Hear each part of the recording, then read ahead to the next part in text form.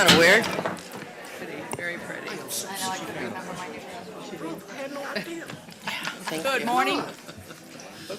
You cosplaying me. You could all stand, and very happy today to have the Reverend Tom Winters with us, who is a very good friend of the family, happily retired, and he will lead us today, and then we'll all stand for the Pledge of Allegiance.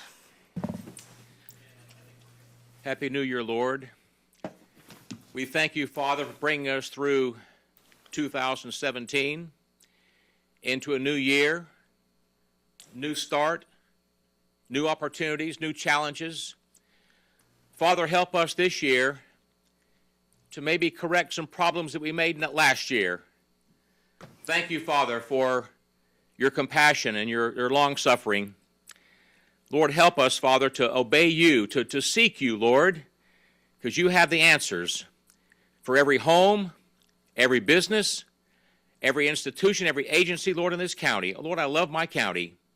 Thank you, Father God, for the excitement, Lord, generated by the fair. Lord, thank you for this county. And Lord, as each one of us, citizens, employees, elected officials, Lord, as we seek you first, you'll show us, Lord, how to avoid some problems for this year that we won't take into 2019. Lord, we love you. We praise you and we thank you for your blessings and your forgiveness. Thank you in Jesus' name. Amen. Amen.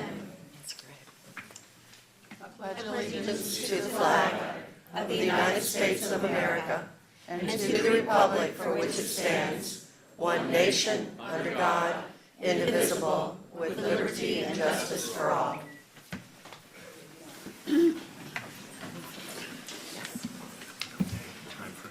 Today is a very special day for a couple things. I don't know how many of y'all know it, but you could all say happy birthday to Manatee County. On this date, in 1855, Florida Governor James E. Broome signed into law legislation that carved a 5,000 square mile section of land out of Hillsborough County, Yay. roughly 10% of Florida's land mass. The new Manatee County's boundaries stretch from Tampa Bay east to the Kissimmee River, all the way down to Lake Okeechobee, west to the Gulf of Mexico, along what is now the boundary between Lee County and Charlotte County. It includes all or parts of Manatee, Hardy, Highlands, DeSoto, Glades, Charlotte, and Sarasota counties. In 1887, the Manatee County seat, which had been in Pine Level for 21 years to serve the residents of the eastern part of the county, was reestablished in the village of Manatee. In 1888, Bradentown became the Manatee County seat. So, happy birthday, Manatee County. Yeah.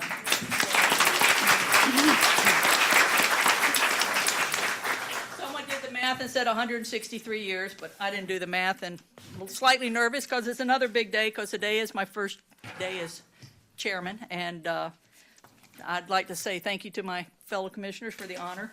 I would like to say a couple words before we get started, and then we'll get started.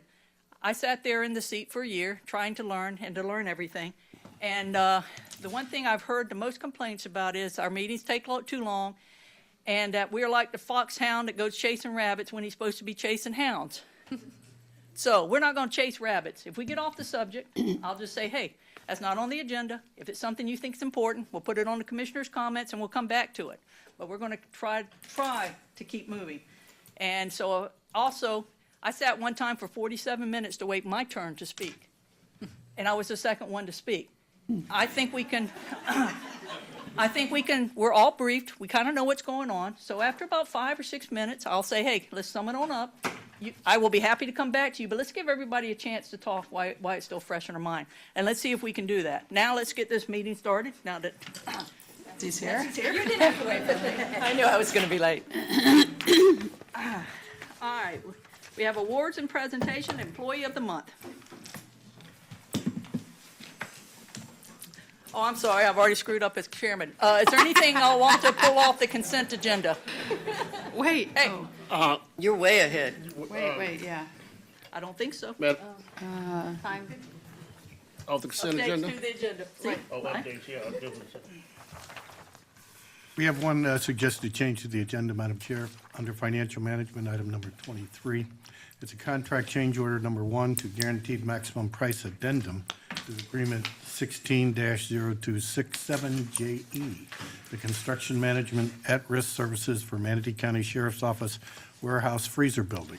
The change order was corrected and replaced to remove the inaccurate completion date of March 9th, 2018. The correct completion date is February 1st, 2018, is included elsewhere in the document. The only proposed change, Madam Chair. All right, is there anything that the commissioners would like to pull off the consent? Madam Chair, item number 21, only because I think that the public, we need to let the public hear what we're doing with this. Number 21? Yes, Madam ma'am. Chair, number 20, I'd like to have that pulled also. Number 20? Yes, ma'am. Which, point of order, Madam Chair, which number on 20? There's a bunch of things on 20. They are? I'm Yeah, looking at- it's the budget Yeah, it's the amendment. budget There's like resolution. 8. Amendments to the budget. Mine specifically, I'm looking at my sheet, I don't have my computer open on it. Specifically, what I'm looking at is when we're going out to actually, they don't want me to really talk about that, I'm just trying to be careful. Well, which number? But I don't have one, I just got 20, Budget Amendment Resolution, Attachment B. B, 19-029, that's the one I would like to have pulled. There's no B, there's Not 1, on 2, there. 3, 4, 5, There's up to 9. up to 9. as What's the Commissioner Whitmore subject? said. What's Sorry, the Madam Chair. subject? That's the resolution, but that's not the Okay, item. well, that's what's on my budget, I'd like that document to be pulled. It's Attachment B, 18-02, I think it's No. item number 1. Number 1? it's not. Sorry. How about we pull the whole thing, and he can figure out which one, and then we can vote on the other two separately. Is it this one? And we have Commissioner Smith, would you like to speak, or you're speaking, and then Commissioner Benak, and then Commissioner Whitmore. Charles? No, I'm fine, Huh? I'm fine. Okay. Commissioner Benak? I don't want to pull it off, but I did want to just make a notice of item number 39, the notice of grant award for replacement of paratransit handy bus vehicles. I think this is really good news that we have been awarded these funds to get some new paratransit vehicles. This is something that I know our staff pursues with great vigor to try to help our folks that have to take the handy bus. And so I just want to say congratulations and thank you for pursuing this grant. And, it's interesting. I've learned that some places have to rely entirely on their ad valorem tax dollars to fund their transit. We don't do that because we're very aggressive in getting the funding that we need and can get from the federal government. So I just want to say thank you for their diligence in pursuing these grants and helping, some of our most needy have transportation. Commissioner Whitmore? Madam Chair, and all due respect, item number 20 that Commissioner Smith has pulled, if we pull it all, IT has to come back, Public Works, Financial Management, Parks and Recreations. I think Jan can handle this. So if we can just have, so you're okay with the Yeah. whole thing being pulled? Okay. Okay, that's what I'm looking at, and I made it clear yesterday I was going to pull this during my briefing, so it shouldn't be a surprise to anyone from staff. All right, so I have 20 and 21. All right, now we will move on to Employee of the Month.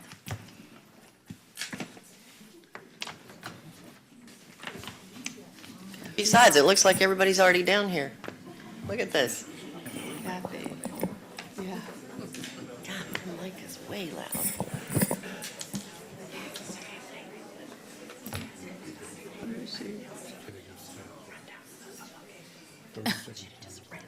Good morning, Commissioners. Good morning, County Attorney Palmer and County Administrator Hunsaker. I'm Ava Eady, the new interim Director of Neighborhood Services, and I'm very, very proud this morning to be here to talk about Kathy Laird. All of our county employees are pretty amazing, as we know. But today is kind of fun because she just celebrated her 20th anniversary with Manatee County. And Kathy is that steady employee who just brings it every day. And you better believe she brought it every day of those 20 years. She has probably the busiest branch at Braden River and a really great team out there. The Braden River Library serves the entire community out east. And as we know, that's a growing community. And they check out a book every 30 seconds. And they create a new library card every 30 minutes. Wow. Last year they served close to 300,000 people through their doors with a team of 9, which is pretty impressive. Kathy runs her shop like a well-oiled machine. She has a very loyal staff.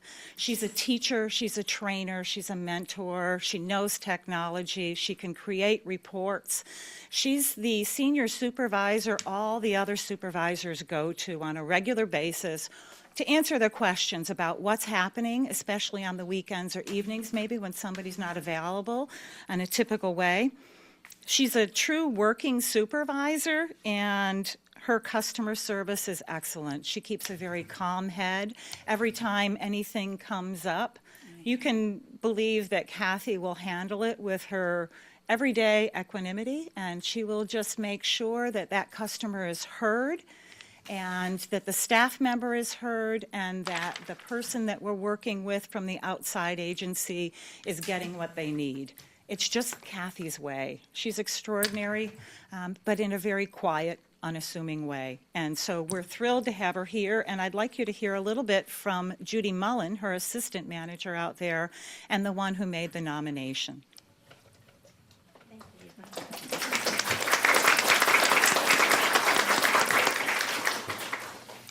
Madam Chair, Commissioners, County Attorney, County Administrator, everyone else. Braden River is a great place to work, and it's a great place to work from the top down. We all know that the person in charge of an organization leads the way. And in the over 11 years that I have worked with Kathy, I've been glad every time I go to work that I'm working with her. Everything Ava said is, of course, totally true. And I have nothing but good things to say, and I have narrowed that down to 3 things. When you absolutely positively have to know, you ask Kathy. Any staff member can say that.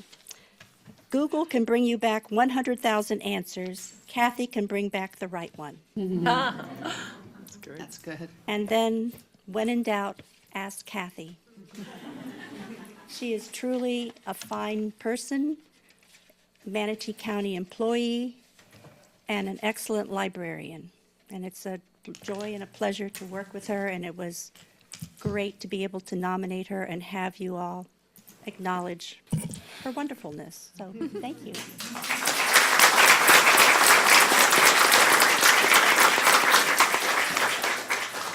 Well, Kathy, I'm super excited as outgoing director to have one of the last things be the employee of the month and have it be Kathy Laird.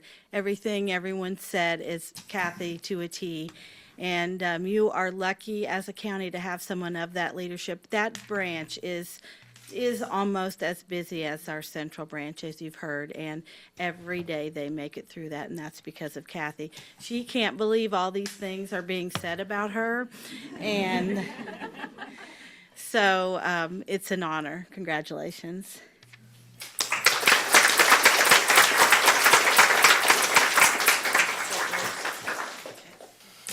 Well, I'm overwhelmed. Don't know what to say. I don't feel like I don't belong standing here, but doing something that I would probably do for free if you guys weren't paying me to do it. Don't say that too loud. It's Kathy, you shouldn't have said that. it's been a pleasure. It's been a pleasure to work for the county. You guys have been great to me for the past 20 years. I can't say enough good things about the county as a whole, and my team at Braden River. We couldn't do it. That's my team that does it. It's not me. It's a great team to work with every day, and it's been a thrill ride to be at the library in these last 5 or 6 years, where we have suddenly become a shining star in the state. Thanks to Ava and Sherry's leadership, we've done some really great things, and it's been my pleasure to be along for that ride. And I guess that's all I have to say.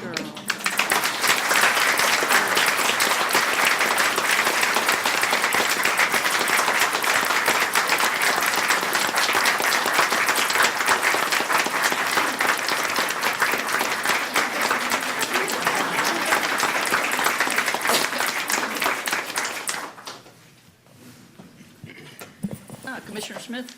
Her usual quiet way, she's also on the green team, the award-winning green team, and she's graduated from Sunshine State, and so many other things. So you can see why we're so thrilled to have Kathy on our team and part of the bigger team. So thank you. A couple commissioners would like to say something. Commissioner Smith? Yeah, I would like to thank you for all the years that you put in, and, you know, what's trying for me, I'm seeing so many people that are getting ready to retire, and you have been really a great employee.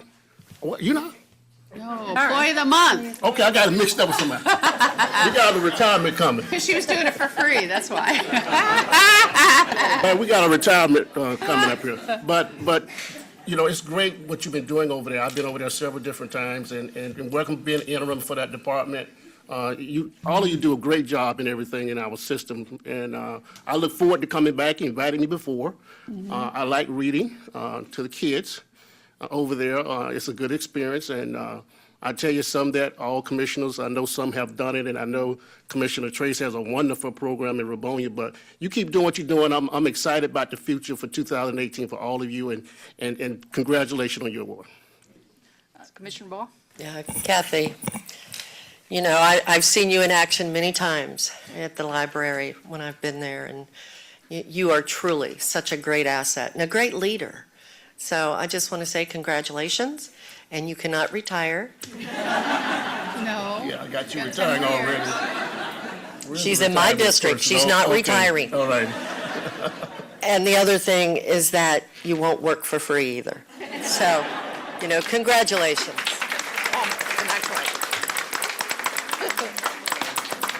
Thank you so much for your service. And I think, Ava, you have a retirement to do next? I sure do, ma'am. Well, Can we throw it out? Yes, that Denied. would be a very good thing.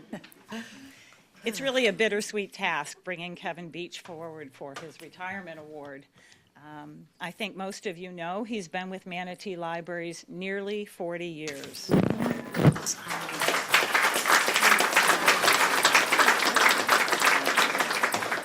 Kevin started the day that the Central Library was gearing up to open and the Carnegie Library was closing. They put all the books on carts and moved them down the streets into the new library, and he said the shelves had about this many books for the whole shelf. They didn't know how they were going to populate them. Kevin created the literacy collection, the Spanish language collection, the reference collection. He was our collection manager for over 20 years. And it has been a huge pleasure for me recently when he came up to administration. But Kevin has a really long history with libraries. He was raised in libraries, literally in the stacks with his dad, Cecil Beach, in Alabama and in Georgia. Where his father worked to integrate public libraries.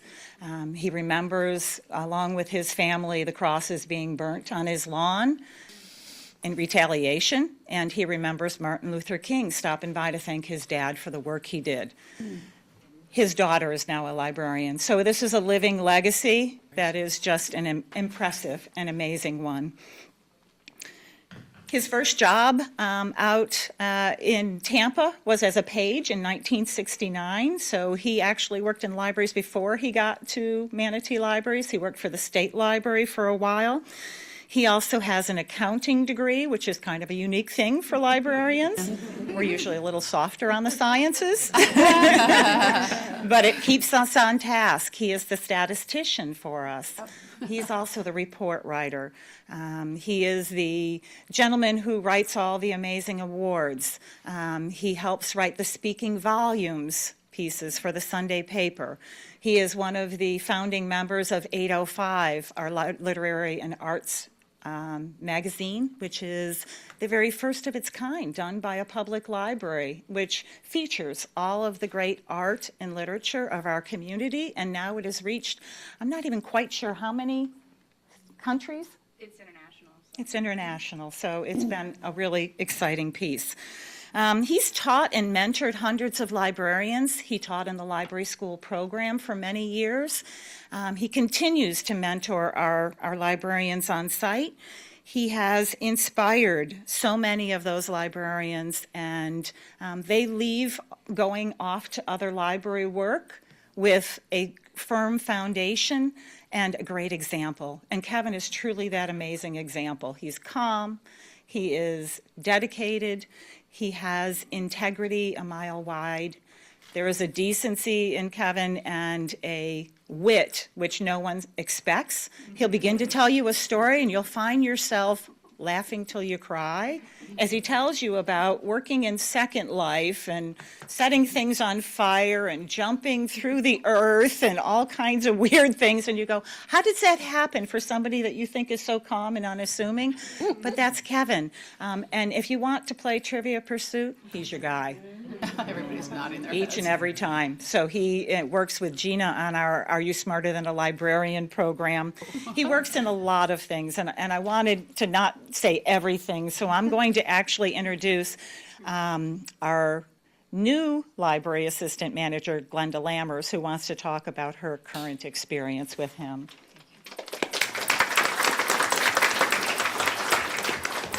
Good morning, everyone. My name is Glenda Lammers. I'm the Assistant Library Services Manager, and I wanted to share a few remarks about Kevin. While interviewing for the Rocky Bluff position back in May, I was selected as the branch manager. Ava mentioned during the interview that Kevin was leaving and she had no idea what to do and would be at this huge loss. And at that time, it didn't mean anything to me since I didn't work at the library, didn't work for the county.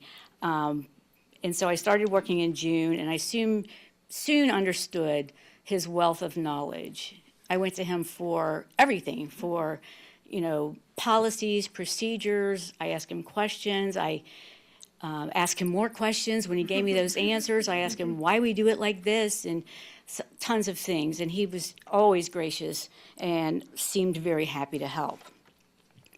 And I applied and was selected for this position in which he's retiring. And each and every time I'm introduced to someone, I hear, "You have big shoes to fill." Now, that doesn't make me nervous or anything, so just to know. I've been fortunate to be able to transition into my new position with Kevin by my side, providing support and guidance along the way. And there is no way for me to fill his shoes. Just going to have to get a new pair. Thank you. Cool.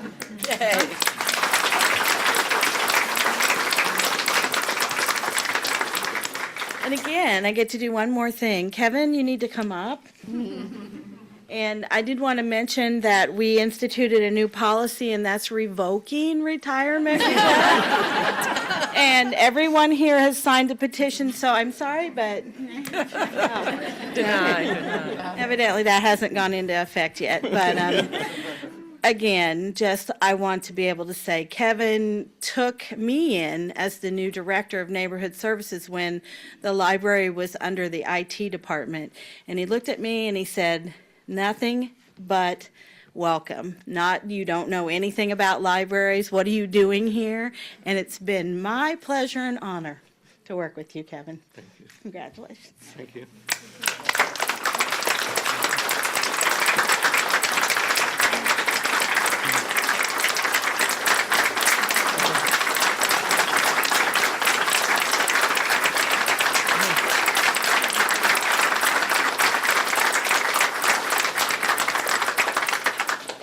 Thank you so much. I'm going to have to look down at my paper quite a bit because my brain is kind of pudding right now from all this. Love the tie. Of course, I was only 5 years old when I started working, so got to do the math on that. But Thank you, everybody. It was very sweet to hear all these great things about me. Kept wondering, looking around to see if they were talking about somebody else. But, a lot of what I had written down in my notes is what's been said already, so I may have to redact here a little bit. But I did start out kind of a scared new recruit, and I slowly learned from several mentors over the years. So everyone who worked with me, thank you so much. Working for county government, I was able to raise a family, and like they said before, my daughter's a librarian, so I'm very proud of that she's carrying on the tradition. My dad's still alive. He's 91 now, so, and been retired he worked until he was 82. So I'm not following in those footsteps. And Kathy, I'm not working for free either, sorry. But, they always say you spend more time with your coworker than your family. And I pretty much consider all my coworkers my family, and I respect them and love them very much and hope that we all stay in contact. A little bit of math shows that I spent 80,000 hours in our library facilities over my career, and I'd like to think that I made an impact on the organization, particularly in our community services model. A very special thanks to Sherry and Ava for believing in me during this last 10 years, allowing me to end my career as an administrator and play at least a small part in putting our library on the map as one of the best and surely the most innovative in Florida. I will miss playing a part in our continuing saga, but also look forward to a new phase in my life where I'm going to be able to spend more time with my Yankee kids and my 3 grandsons. We're very fortunate to already have my replacement, Glenda Lammers, who's hit the ground running, and we have such an amazing staff that really care about the community and a next generation of librarians that are so phenomenal. So I'm feeling secure in my leaving. So in closing, there's no parting song today, and that's good for you because you wouldn't want to hear it. So I'm just going to leave you instead with my eternal gratitude for a wonderful career spent with very special people and a lifetime of incredible memories. And I call upon all of you to keep up the good work, ensuring that libraries remain the vital and community hub and resource that we know that they are in order for our community to thrive and excel. And with that, I'm taking my ball and going home.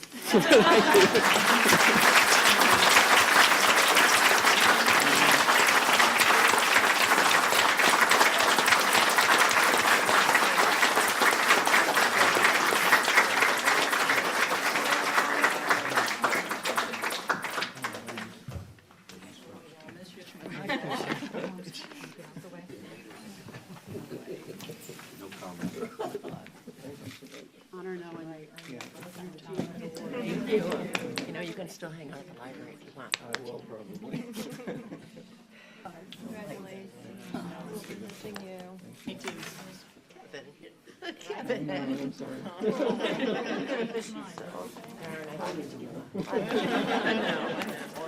Kevin, you're leaving. That's what they get for retirement party from the chairman of the board. We can do. See good people go. Career of staying out of legal trouble. Congratulations. We'll miss you. Back at your father now, 82. I'm going to slack off. No. Vanessa, Just a second, Kevin, we have a few words. Commissioner Ball? ranch one. Kevin, you know, it's been a great day for Braden Woods right now, Braden River, but now this. And, you know, it's bittersweet, seriously. And you've played such a big, big part of not just the library system, but the county as a whole. And, you know, you talk about massive impact. And I was sitting here when you said that, and the only thing I could think of is I really can't think of, I mean, we've had a lot of massive impacts that's gone on, but for so many years, you've been the massive impact. So big shoes to fill. Don't even try. Just be yourself. You'll do fine. But we will definitely, Kevin, miss you. So Thank you. yeah.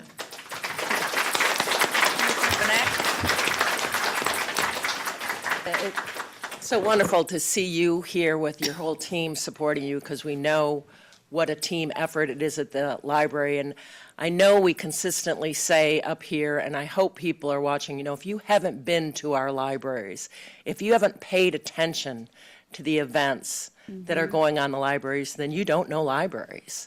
And I really think that you're responsible, along with your team, Ava, of creating what today's library is. It's been such a community hub. You know, the most recent thing that you had with the trucks, and I know you've done that before, at least that's what I've seen, most recent, you know, the fashion show, the recycled fashion show, the things that are available for our community members at the library, our families, is just incredible. And there was a time where I think everyone said, well, you know, who reads books anymore? Libraries are just going to go away. And you've single-handedly, you and your team, have proven that that's untrue, that libraries are so necessary in our life today, and that people need to take advantage of what's being offered because it's really special. So I want to say thank you for doing that. Thank you for saying that. Appreciate that. Commissioner Whitmore. And just real quick, 40 years. 40 years. I know this board is committed to build a library in Lakewood Ranch area. And hopefully you will hear about it and come and volunteer and give some of your knowledge. We're just keeping that to the management staff. You know, if you're interested, there always will be a place for you anywhere, but we are building a new one, so. I'll keep it in mind. All right. Kevin, thank you for your service, and as a person that used to go all the time to the Carnegie Library and the old, what we called the old library, I appreciate you moving it over, and I certainly hope you didn't find the gum. I left probably under one. I apologize for that now, but thank you so much for your service. That building is 100 years old this year, by the way, so. Oh, the gum's still there. That's what's holding it together, the gum apparently. Thank you so much.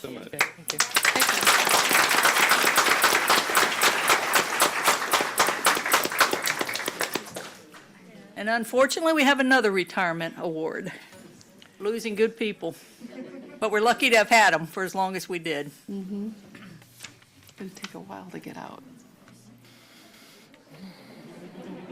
Hard to wonder if anyone's in the library. Right after the text. Sarasota has to lay up Sarasota has to lay up other librarians because they're coming in. She's retired. Budget. Yeah. Mm-hmm. They're taking a big cut. Melissa's going to have a big picture with that group. Melissa, she does her big picture.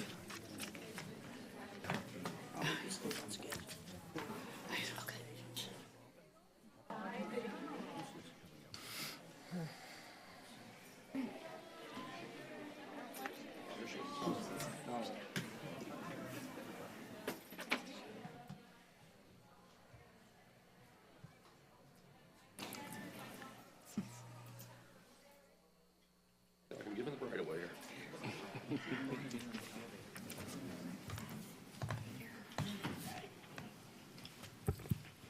Good morning, Commissioners. Bob Smith, Director of Public Safety.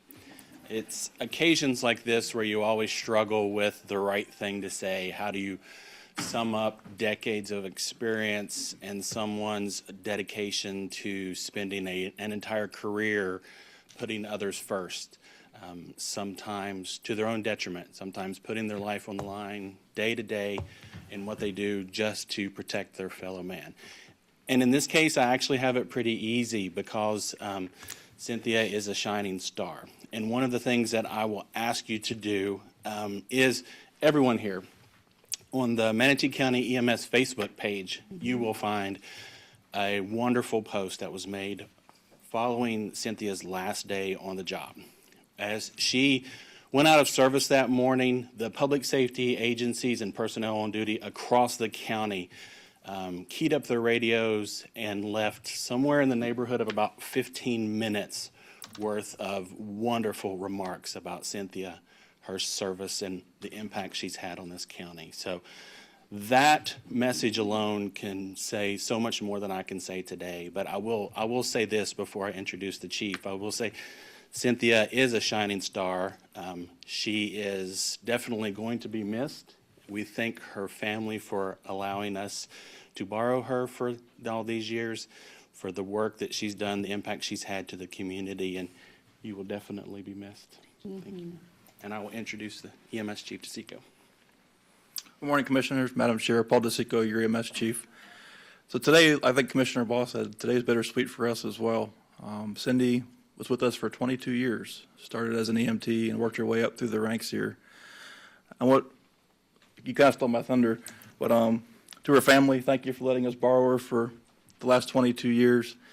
But the one thing we can't really sum up is, in those 22 years, how many lives Cindy saved, how many cardiac arrests she brought back. So I'm thankful for that. Another thing Cindy did was she was also a mentor to our newer paramedics and new hires. I was one of those. So I had the ability to work with Cindy on the road for many years. She's a great paramedic. She's a very kind and compassionate individual. So I wish her well as she moves on to this next phase of her life, which I'm sure Sarah Brown, our Animal Services Chief, will be seeing a lot of her. Oh, good. But Larry, did you want to say something? I don't know, it's hard to put things in words here with you all. I was one of the ones that interviewed Cindy back 22 years ago. She started out with our auxiliary, actually as a volunteer. And I'm pretty passionate when it comes to volunteering because I think you need to volunteer and learn what the job is first. And she's done that, and she stuck with it. And like Paul just said, she probably will be volunteering sometime with a different division within the county at this point when she moves on. But I want to thank her for all her years of service as well. Aw.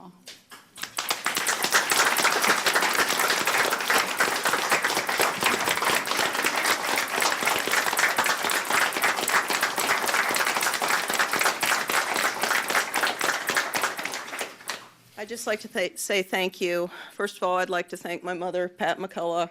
This is my grandma Jean, and my father who is in heaven. I knew when I was 13 that I wanted to be a paramedic. I saw Roy and Johnny on TV. They ran 3 calls a day, and everything was hunky-dory. Today, I also request that you pray for everybody out in public safety, everybody in white shirts, everybody out there in the 20 ambulances that are running our county right now, the 3 battalions that run. We run 24 hours a day, 7 days a week. There's 3 different rotations, so please pray for them. Keep them in mind. Keep them in your thoughts. I also run Tanks, which is a special needs kitty rescue out of Sarasota.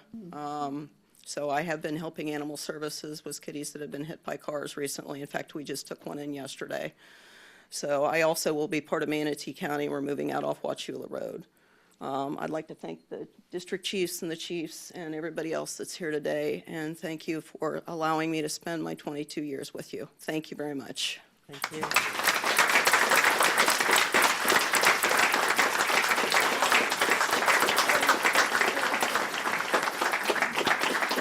And please call me Cindy.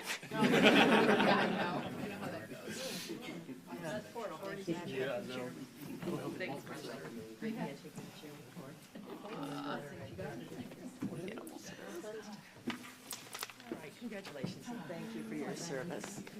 Our animals. His name's Lincoln. Lincoln, new kitty from yesterday.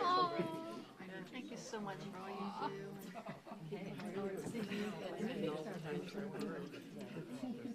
Thank you. How you doing? Good to see you. Oh, I'm so sorry. Enjoy your life. Thank you for all those years of service. The animal thing is Thank you. what another great passion. Terribly giving young lady.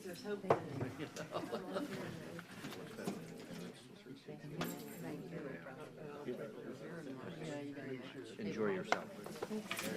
Good. It was very cool. Is it cool or? It was warm. Yeah, lucky you.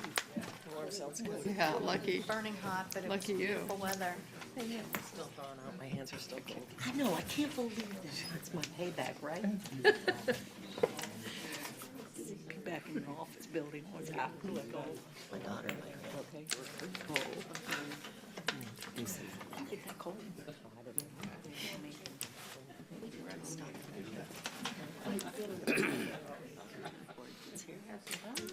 She looked look familiar. Whenever, if it's good. Granddaughter, Carol?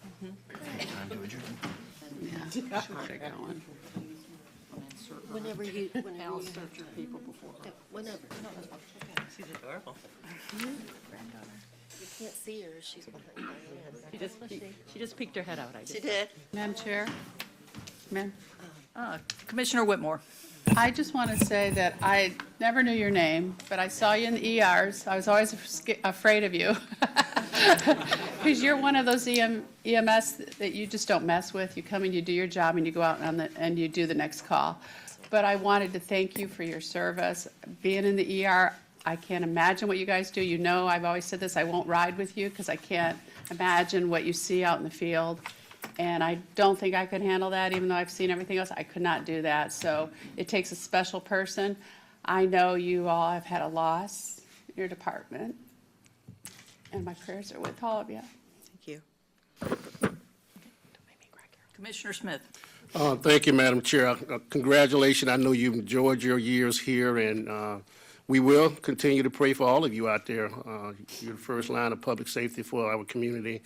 You know, I know you enjoy working for Manatee County government, but I think the public don't really have understanding how difficult it is for you to work for a government agency for 22, 25, 35 years when commissioners continue to change, administrators change, management change, and you still stayed here and got your retirement in. So that should be a testament of your commitment of serving. Because the easiest thing to do is just quit. And you sat here, you did it, you did your 22 years, you got your family to enjoy the rest of your life. And this is what I'm seeing with so many people retiring now. We got 500 employees estimated the next 2 years. But I don't think it'd be said enough that the commitment that you have, that you stayed the task during tough times, when you didn't get your raises that you wanted to get, you had stress to deal with, death in your family, but all of you who are retiring, you still stayed the task with Manatee County government, and forever we'll be overwhelmed with your success, hopefully, that you have because you're still a young woman. You have the rest of your life. You have your grandma and your mom back there. And so y'all take care of each other, and we look forward to seeing you soon. Thank you. Thank you so much for your service, and good luck in your retirement and where you move on to next. Thank you very much. Thank you.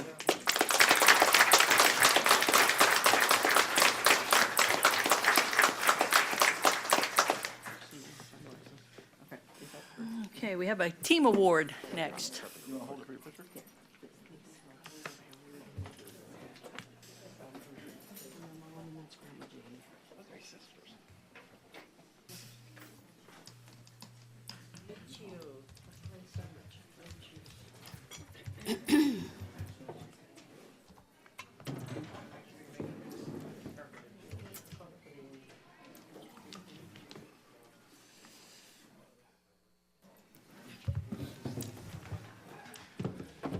Good morning. Good morning. You know, what's interesting is I was sitting there, and we not only retired 2 employees, we retired 2 community leaders, 2 leaders in the workforce. And it's important that this government continues to mold future leaders. I urge you all to continue to lean on us, continue to support continuing education and cross-training. Lean on us, because the dynamics with this board bleeds throughout the whole organization. We really appreciate all your support. It's amazing. We all remember Hurricane Irma. We'll always remember it. And actually, every once in a while, you'll hear business owners, people related to the hospitality industry, and say, our business is off because of Hurricane Irma. And we're reminded how blessed we are that it's only slightly off based on the effects that other parts of the state had. And during these kind of adverse occurrences, we had some leaders rise. And from one Italian to other nationalities up here, when times are tough, food's important. And, you know, we were in the EOC, and we call upon our entire workforce throughout the county, but we called upon some of your convention center employees, Juan Barrera, Tanya Kidda, and also Larry Hilton, who's retired now. Hopefully that didn't put him in retirement. But, you know, as much as Bob and the team go through training and how we manage adverse situations. It's still an improv from time to time.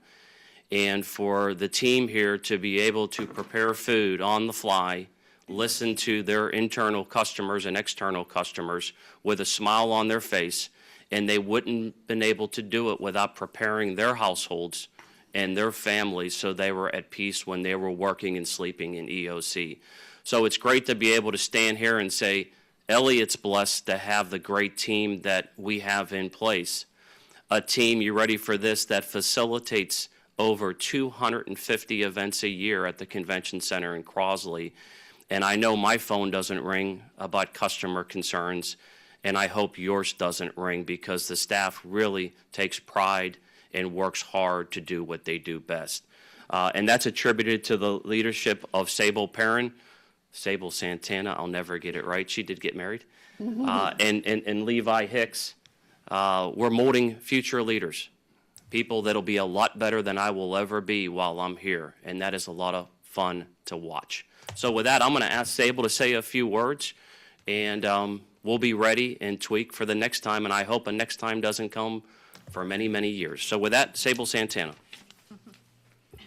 Good morning. It is an honor to get to present these two individuals to you this morning. What you saw during the EOC activation is just a small glimpse into what it's like to work with them every day. They're diligent, hardworking, they're compassionate, they love their job. There's never a task too small or too large for them to take on. And they, day after day, come to do whatever it is that we ask of them. So I know that there were some other departments pining for them after they got to work with them during that adverse situation, but I'm glad to say they're not going anywhere. They're staying with us at the convention center, so they can all keep wishing for them to join the other department teams. But we love having them. Both of them have been with us for a long time, and they just keep getting better and better and showing up for our customers and our residents and our guests every day.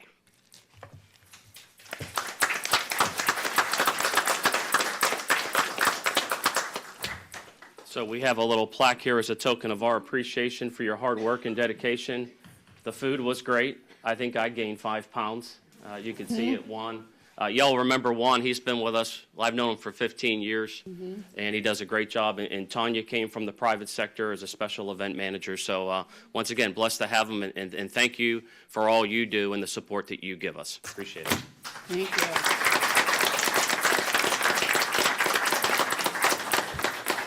Commissioner Bennett? I wonder if you would just for a second, because, you know, there's been so much discussion about how things did happen during the hurricane, about how these two came to be in service cooking for everyone. I just wonder if you could just explain that a little bit, because you know, people might look at this and say, oh, well, that's their job.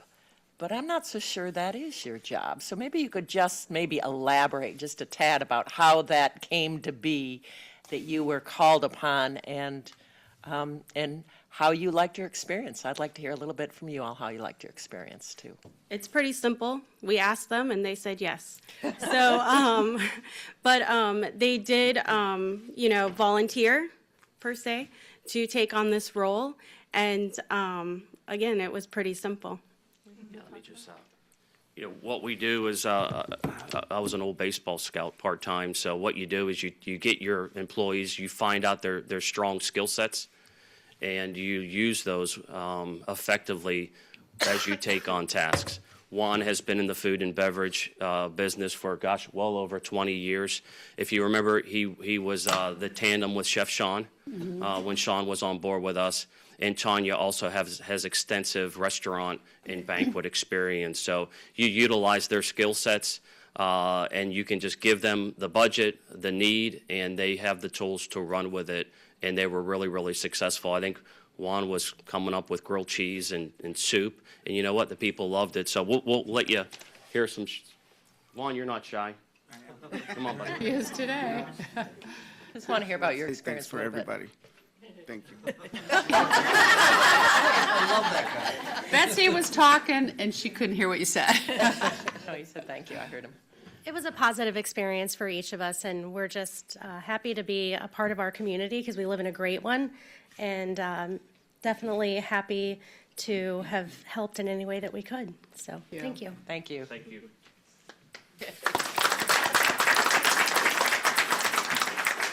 Madam Chair, if I could. They were a little shy about what happened at the EOC, but I think we were overwhelmed by the number of people that actually showed up in the EOC. They were sleeping everywhere, and they all needed to eat. Usually we have the Red Cross that's there, but it was just so overwhelming, the number of people that were actively involved in the event, that we had to call on our staff to backfill with the Red Cross to make sure that all those people got fed 3 or 4 times a day, because it was operational from sunup to sundown and beyond, from Friday till Tuesday. Right. And so there was, it was quite a challenge, and we're quite proud of the staff that stepped up to make sure that everybody got fed during the event. Thank you. Commissioner Braun.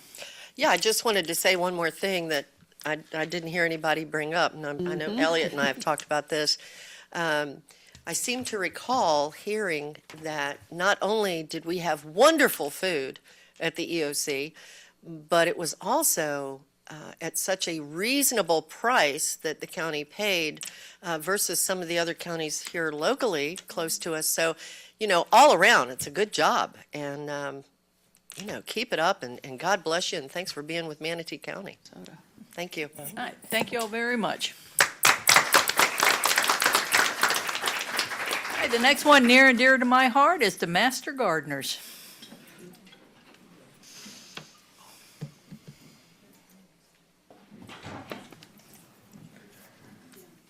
Where's the rest of the audience? Remember, Sarasota paid. Crazy. Crazy.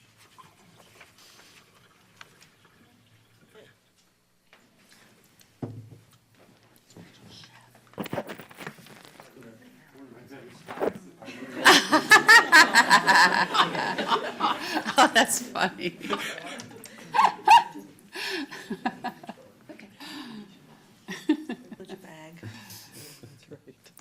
It is my privilege to introduce to you some of the most hardworking volunteers we see in Manatee County government. And Lisa Hickey is going to follow me with the proclamations and recognition of the many hours of service that these fine individuals, the people that came before them, and the people that are going to follow them in helping Manatee County and all of our horticultural needs, and probably beyond that. When people get personal with their plants, there's a little psychology involved, I'm sure. So, Lisa? Thank you. Good morning, everyone. It's a privilege to be here because we know how Manatee County loves volunteers. So I'm a coordinator for a volunteer program for the Master Gardeners, and my job as an extension agent, because a lot of people say, what do extension agents do? Well, we're modified teachers from the University of Florida here in Manatee County, and my discipline area is horticulture. And I tell these individuals when they come on as day number 1 is, my job is to take a 4-year degree in horticulture and put it into 120 hours. So it's a very rigorous training program, and I couldn't do what I do without the help of volunteers. And our job in the community is to help people understand things that go wrong in their landscape. So we have a plant diagnostic clinic up in Palmetto, and these individuals that we're going to recognize today, their job is actually to help try to figure out what's going wrong in your landscape, whether it's to try to figure out a plant identification or a weed that's gone crazy and you want to try to figure out how to get it out of your landscape. So these are different things that they learned over the last 14 weeks is to identify and to help the community. So today I'm going to recognize just a few of the people that could come. They finished the course in December, and today we have with us the few that could make it, but we are so proud of them. So I'm going to introduce them one at a time. I also wanted to tell you one part. They have to do an educational component to their the training program. So they got to create some kind of an educational output, and they are like clueless to what that has to be when they walk into the program. And I have to tell you, some of the things that they've done this year is they've created fact sheets on plants particularly perennials that we have in our demonstration garden. A few of them created pollinator awareness posters so that people get to be more aware of the benefits of pollinators. And we had one group create fact sheets on how a pea family, these are plants that all have very small leaves, but we try to figure out which one is which. So they created fact sheets on how to differ between the different species. So that was even in addition to their training in itself. So they've been very busy since August of 2017. So I'm going to call out and thank everybody first to have them up here in front of us and recognize these individuals. So I'm very, very proud of them. Kathy Oliver is going to help me. She is the program assistant for the Urban Horticulture Program, and her and Susan Griffith, who is behind me, they teach the plant identification, and these individuals have to know 100 plants by botanical name and common name. They just have to recognize the botanical name, because a lot of customers that come in our doors don't say, what is the Loncicera? You know, they want to know, what's the crepe myrtle doing? You know. Yeah. So the first individual is Lorna Austin. Yay.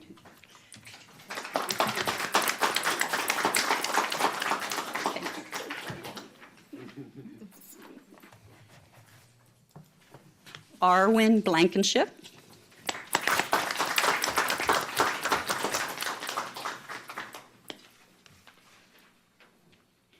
Amy Buhaker.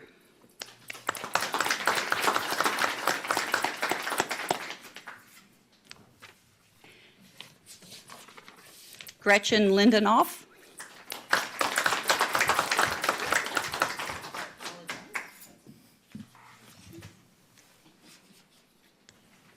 Mary Lang.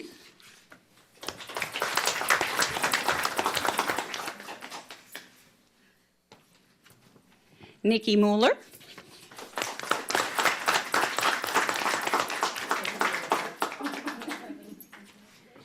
And that's everybody today. Thank you. Thank you.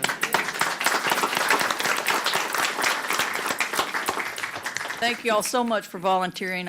Trust me, I understand exactly what you are going through. And we'll keep on, but before we get to presentations, we have a few interesting folks here today. Vanessa, do you have someone you would like to introduce? I do.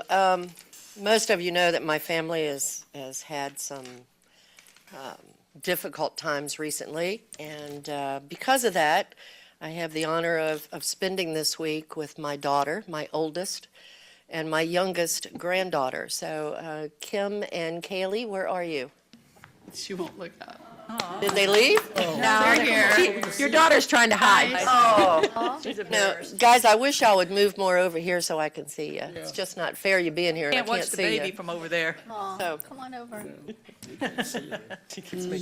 I just wanted everyone to meet them and say thank you to all of you Aw.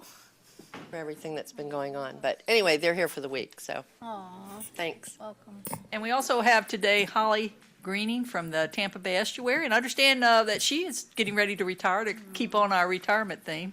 She doesn't work for the county, but she would like to say a few words.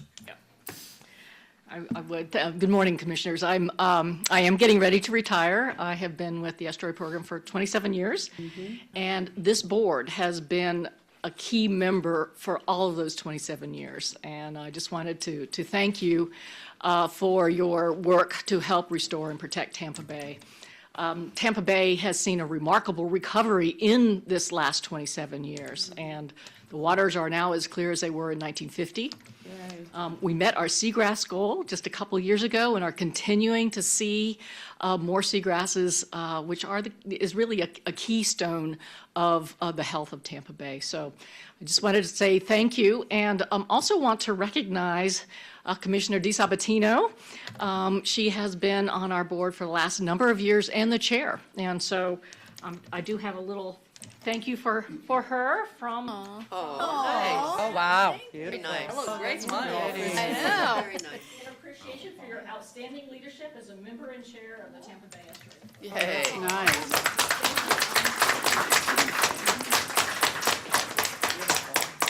Thank you. Beautiful. That's pretty. Oh, I wanted to thank Holly for coming today. If I had known, we would have had another proclamation for Holly, and she's just amazing. She said she's been on for 27 years, the last 10 years as the director, and 17 before that as the senior scientist. And her protege, Ed Sherwood, who's the senior scientist now, has been promoted to Holly's spot, so he'll be our new incoming director in February. That's right. February. And I saw him yesterday at Regional Planning Council, and so he's really involved with that. So I know he's got little shoes to fill, but he's got big shoes to fill. And you were just so engaging and instrumental, and really brought me along. And I'm just so excited to have been working with you for the last couple years. All the work you do and your dedication.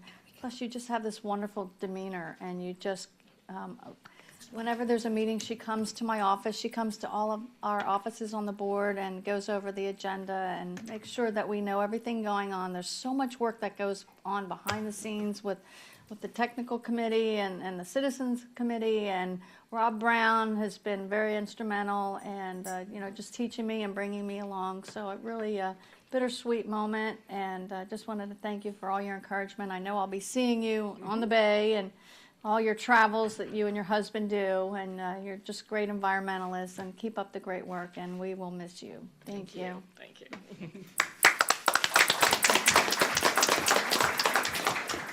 Commissioner Burnett? Yeah, it is bittersweet, Holly, that you're leaving. You've had such a wonderful tenure with the Tampa Bay Estuary Program. I got to serve on it for a short amount of time, but great work being done, great success, so much of it done due to your leadership. You're also a Manatee County resident, right? Yes, that's true. Yes.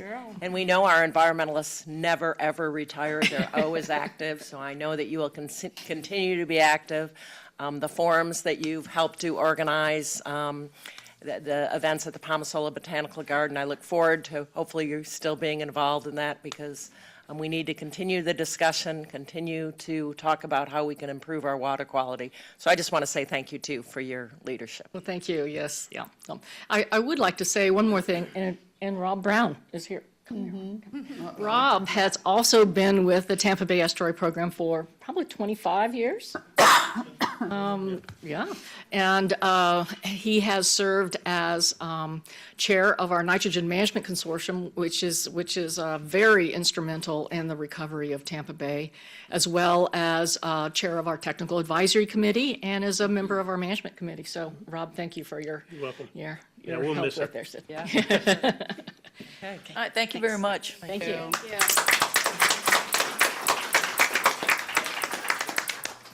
We have a presentation for our remote area medical.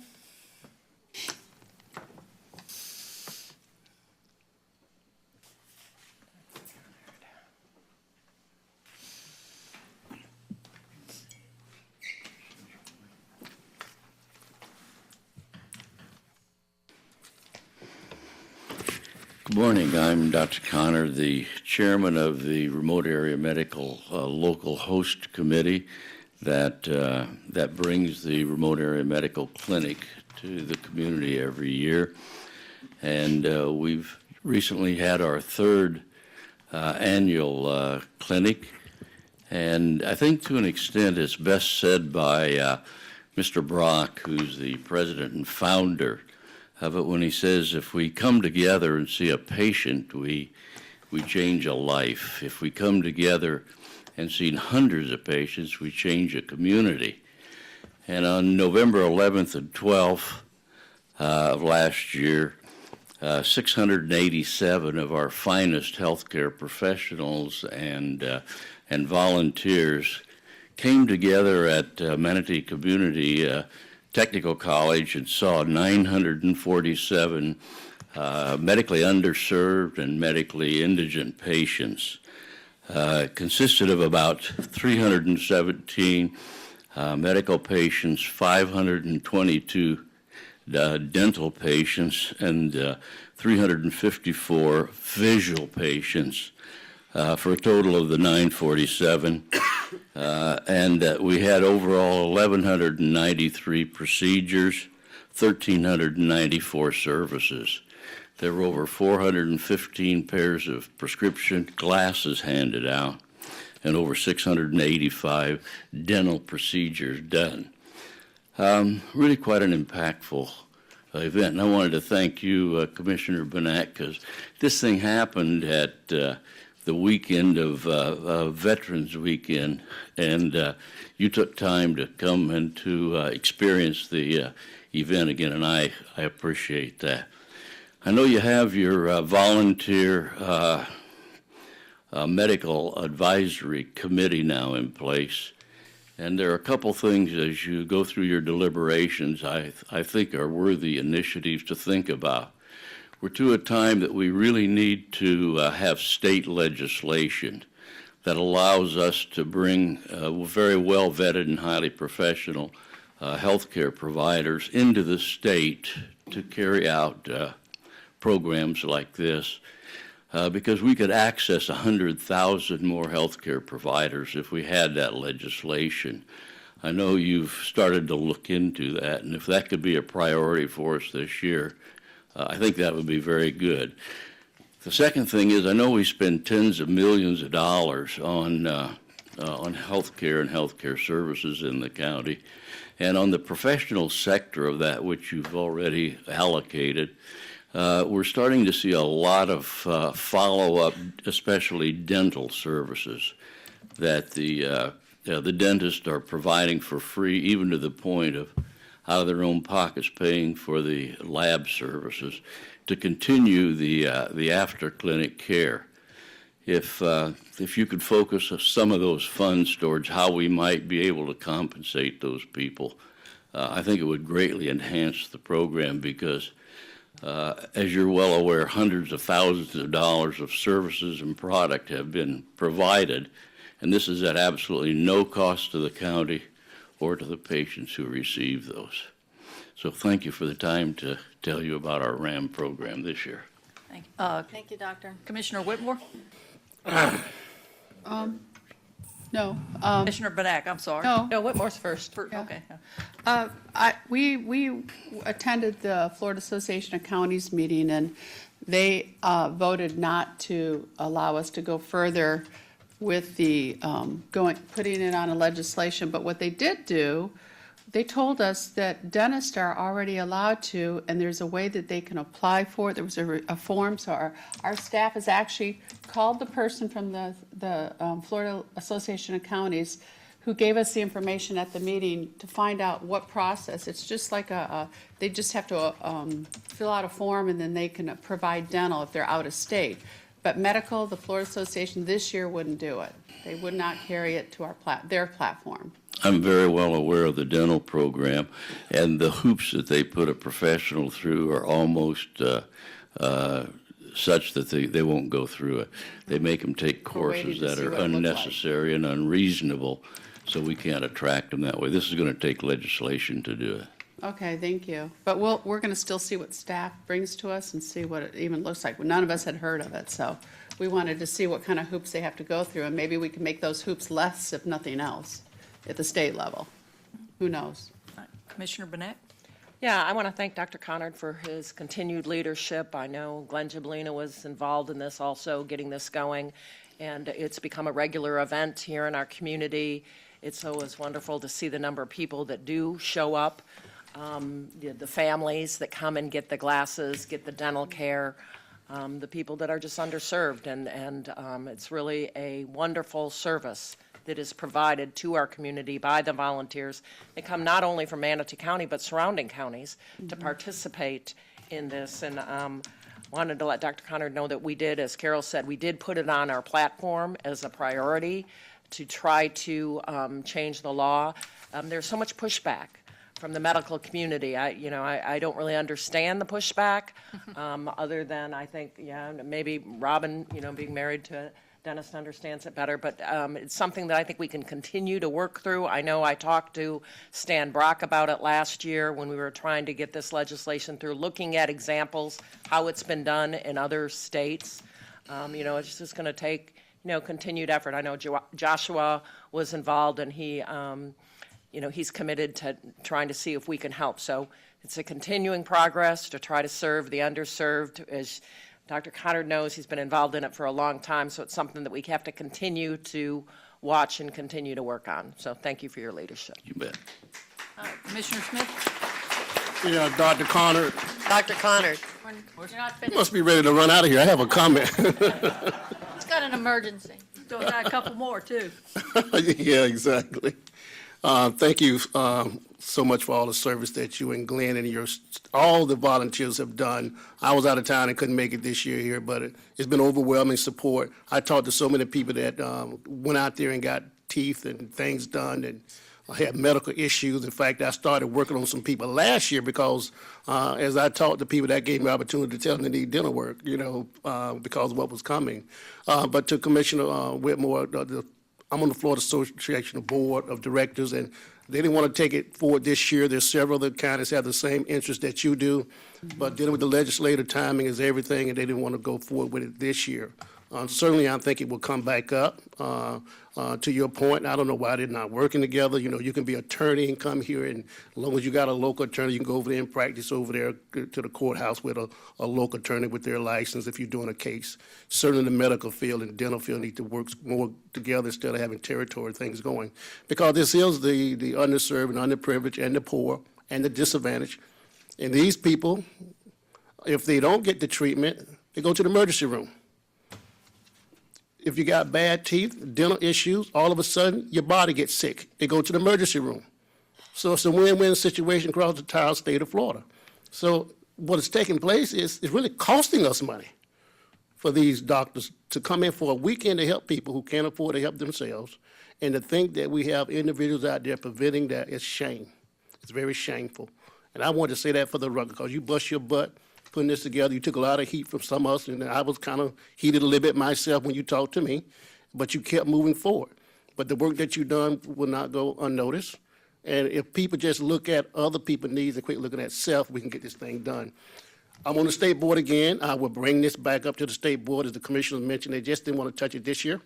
It's going to be tension taking place up there this year. So Florida Association is being careful what they recommend to the senators and legislators this year for strategy reasons. And so I will continue to bring this back up. And the commissioner was advocating for this to move forward, but we just couldn't get it to move.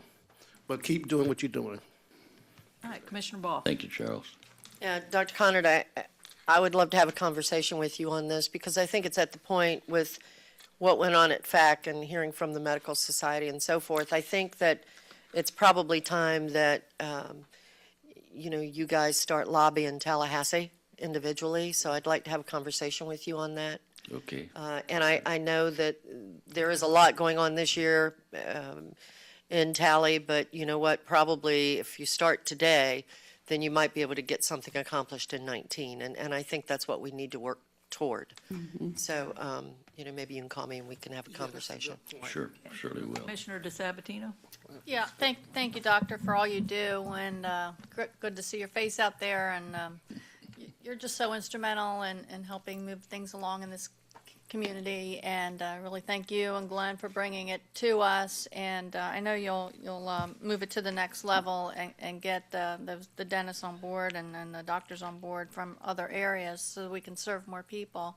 And I know Florida's probably one of the few states, I know Delaware, where I was from, dental boards are separate. They don't have any regionals. You have to take their own state board, and they make it very difficult to jump through hoops. So when people retire, such as my husband, it made it very difficult for him even to want to volunteer. And so he just said, forget it. But that's a shame, because you have so many retiring. A lot of guys retired fairly young, and they can't continue their skill. So it would be nice if they can do that, at least for this event. Thank you. And also at our one stop as well, special Right. events, because it's very, it's very hard to get dentists to volunteer there. I mean, it's a closed society, and it's really tough to get them to volunteer, and so hopefully you'll get us to the next level. I'm sure you will. Thank you. Quick point, Commissioner Smith? Yes, Dr. Conner, I'm going to try to get this to the legislative Black Caucus, the president of the state, so this package, so there'll be some traction, because he's not aware of it. so he gets some colleagues to understand what this actually means. But interesting, you remember we went to the retreat, and, you know, Dr. Green was talking about this kid that was having so many problems called the dental problems, remember? Teeth were just totally having serious problems and everything, but it went down to the socioeconomic situation in his home and plus his dental needs. Well, guess what? They straightened the dental needs out. They don't have any problems anymore. But was totally destructive for years. And so it's important. And that came straight from the retreat that was very educational. And it didn't dawn on me that kids have real serious dental issues in pain all day long and causing problems in class because of what's in their mouth is poisoning them and everything. So I just wanted to mention that, but I'm gonna get this here because we're going February. I see, can I get it to the state president? And so he can understand this, and maybe to Commissioner Bob Point, I can put y'all two in contact. So you can better explain it. I'm not a doctor. I play one every now and then, though. Thank you, Charles. Appreciate it. Thank you. Thank you so much. It's a great program, and we really appreciate it. Thank you. Thank you. And now, one that near and dear to my heart again, presentation. Mr. West. Come on down, red shirts or red jackets. Got my red on. We got our red on. I got my fair shirt on. I see. You didn't bring us one. I had to pay for mine. Well, you should have paid for us. Good morning.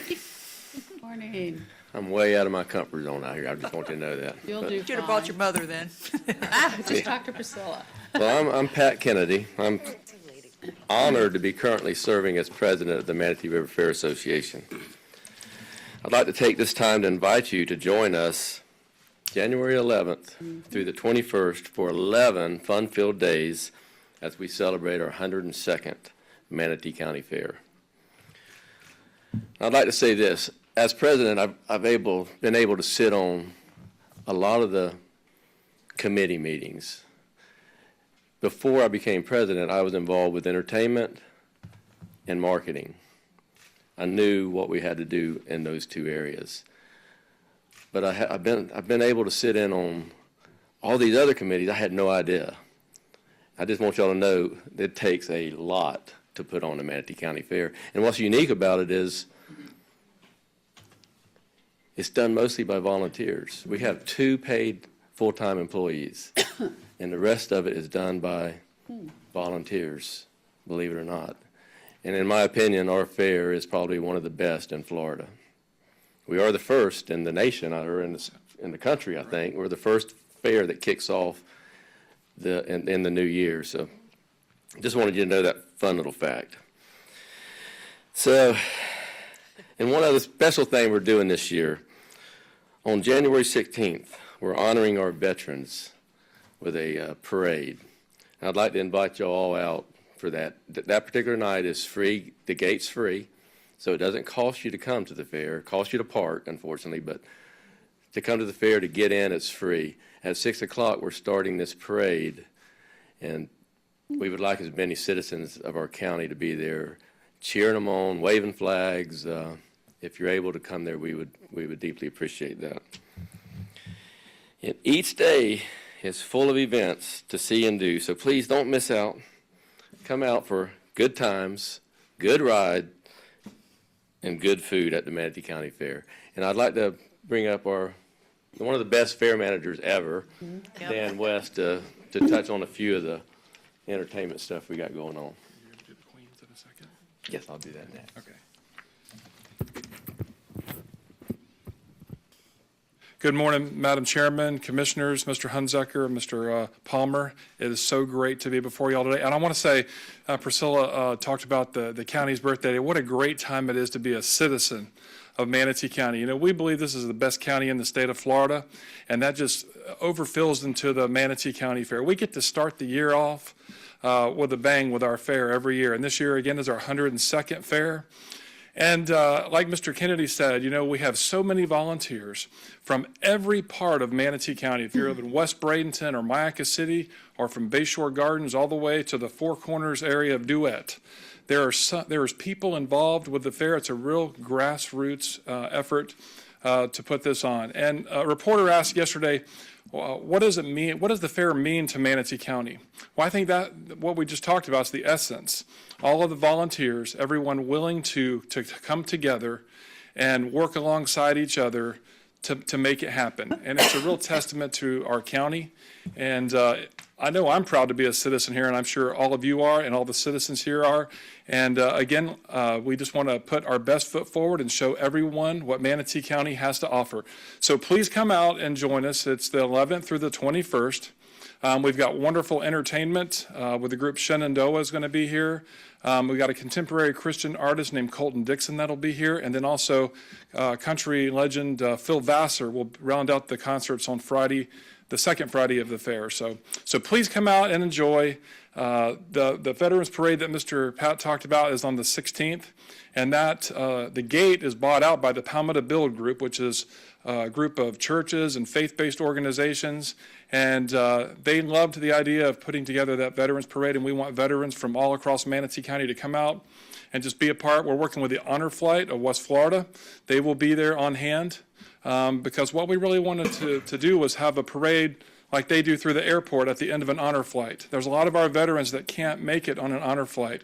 Right. We want them to come to this so they can be thanked properly as they deserve for the sacrifices that they've made for our country. So if you can come out that evening, we've purchased thousands of flags. We're going to be handing them out. People are going to be on the side, so come out and just be part of that. But please, any time of the fair, when you're going to come out, we've got over 600 livestock exhibits, and we are looking for buyers for swine and steers. So if you are interested in steers and swine, let us know, because I can answer any questions that you may have for the auction. So again, thank you for letting us come before you this morning. I think Mr. Pat has some other special guests real quick that he's going to introduce. If you notice, we got some royalty here. Yeah. I'm going to first introduce our mini miss, Zion LaBeouf. She's 7 years old, second grader at Manatee Learning Academy. Yay. She's so cute. Our junior Miss Riley Williams. She's an 8th grader at Palmetto Charter School.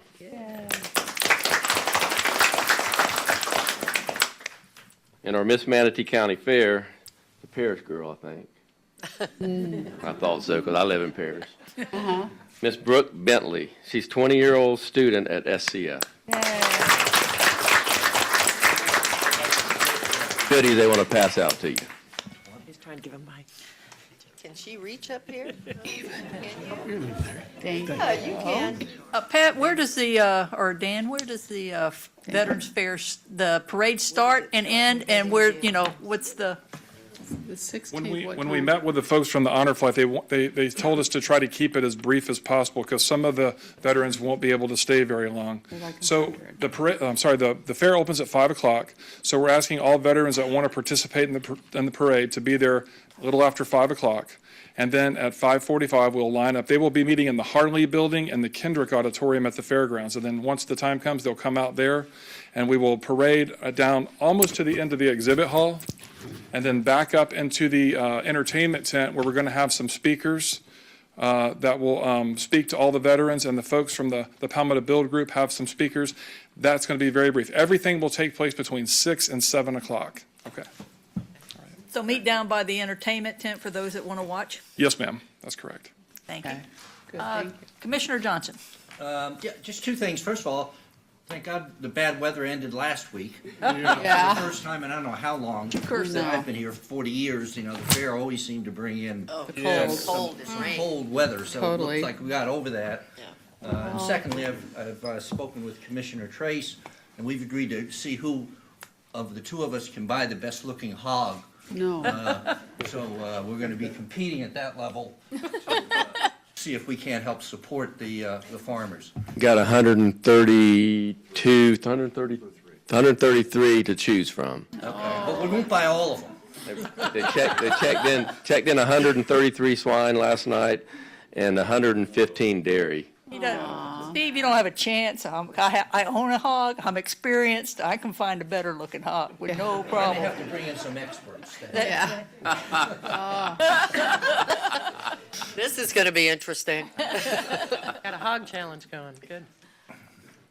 Thank you very much. Thank you. All right, thank y'all very much, and I will be seeing y'all. Can't wait for my corn dog. Yeah. All right, that takes care of our presentations. We have some proclamation. What's the pleasure of the board? Motion to approve. Second. All right, we have a motion to approve in a second. All in favor, say aye. Aye. Opposed? Motion carries. And Carol.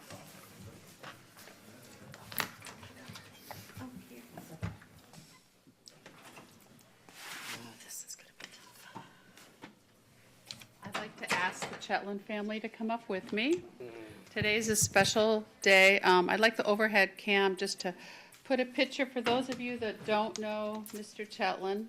I call him Mr. Chetland. I was in office as city commissioner in Holmes Beach when he was a county commissioner, and even though he became a reporter and everything after, which he was way before then, after I learned when I attended your family services, I still called him Mr. Chetland.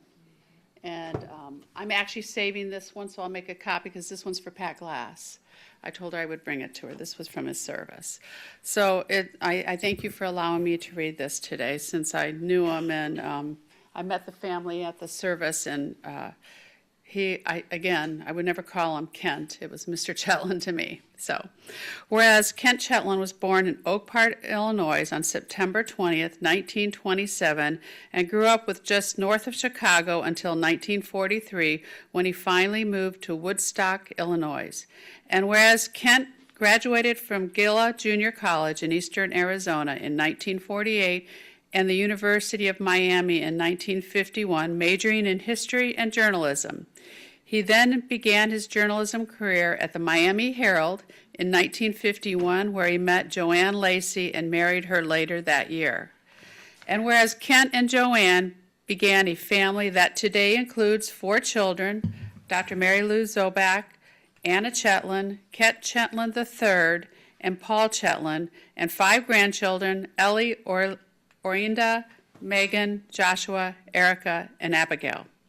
Whereas Kent began working at the Bradenton Herald in 1957 and was the sports editor from 62 until 69, when he began working with the Tampa Tribune. In 1971, he became the news editor for the Florida Trend magazine, and in 1973, the family moved back to Bradenton, where he again began working for the Bradenton Herald, as well as the Islander Banner of Anna Maria, and served as records manager for the clerk of the court. And whereas the voters of Manatee County elected Kent to 3 terms as the county commission from 82 until 94, and during that time he served as chairman of the board, chairman of the West Coast Inland Navigation District. He also served on the Manatee County Tourist Development Council and the Manatee County Port Authority. Whereas during Kent's time as a commissioner, he was part of the board that approved the sale of Manatee Hospital, which produced proceeds that the county would rely on for more than 30 years to fund indigent care, health care costs. The commissioners approved a public referendum for the Children's Services millage, which has provided millions of dollars to serve abused, neglected, abandoned, at-risk, and economically disadvantaged children. And the commission agreed to construct the county administrative building and to partner with the state to provide affordable housing assistance through the local funds and the Sandusky Act funding. Now, therefore, be it proclaimed by the Board of County Commissioners of Manatee County, Florida, that Tuesday, January 9th, 2018, shall be known, designated, and set aside as Kent Chetland Day in Manatee County, Florida. Adopted with a quorum present, this voted this 9th day of January, signed by our chair, Priscilla Wisnet. And I'm going to introduce Anna and Kent the third to make a few comments. That's great. Here's for your dad.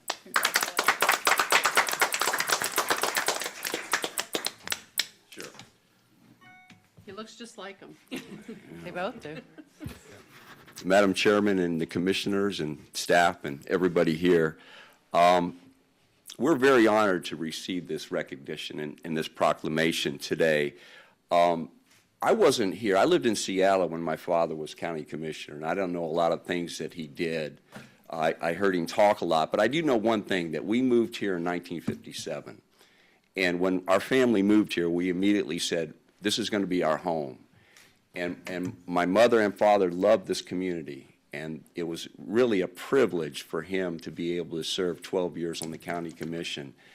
And it's a privilege to be here today and share among everybody else that was recognized for their service to be part of this moment, and we really thank you and appreciate this proclamation that you've made for my father.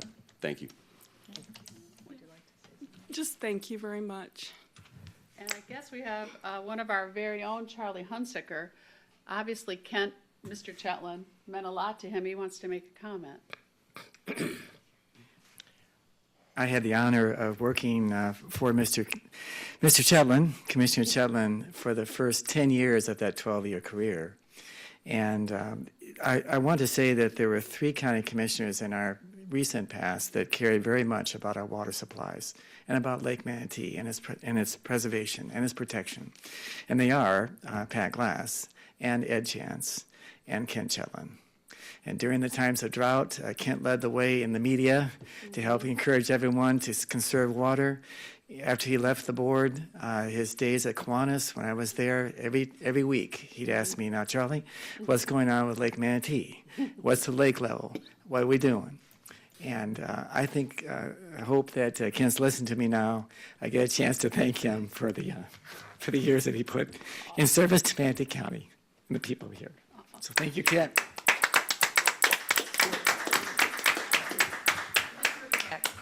I also had the opportunity to work with Mr. Chetland, Commissioner Chetland. I worked for the county from 1983 to 1994, which I didn't realize until I was at his service that was the time that he had served. So the entire time that I worked here, he was a commissioner here at Manatee County. And I stood at that podium many times before Commissioner Chetland, and I always loved the way he looked at things, the way that he would think about things and the things that he would say. Sometimes it was surprising, some of the things that he would say, but he did really care about this community. And, he's kind of almost in a grandfatherly kind of way, the way he would handle issues. Sometimes he'd kind of bark at you while you were standing there, but you always knew he really had the community's best interest at heart. So I did enjoy the opportunity to work with him. It's good to see the family here. It was good to see the family at the service because we all knew him just as Commissioner Chetland, so it was great to hear the family side too. So thank you for being here and sharing with us today. Thank you. Mr. Palmer. Thank you, Madam Chair. I, too, had the pleasure of working with your dad as a young assistant county attorney at that time. And I just did the math. I worked with him for the last 7 years of his political career. I experienced one of those gruff moments one time. And it was, I think he had maybe 10, 15 days left in office. So it was sometime in calendar year 1994. And he made his first and only appearance in my office down the hallway. I do not recall the subject. What I do recall is the following. I said, Commissioner, I'm a little concerned about the political implications here. He said, Mickey, don't worry about politics. You opine on the law. And it was a very, very important lesson for me as a young lawyer at that time.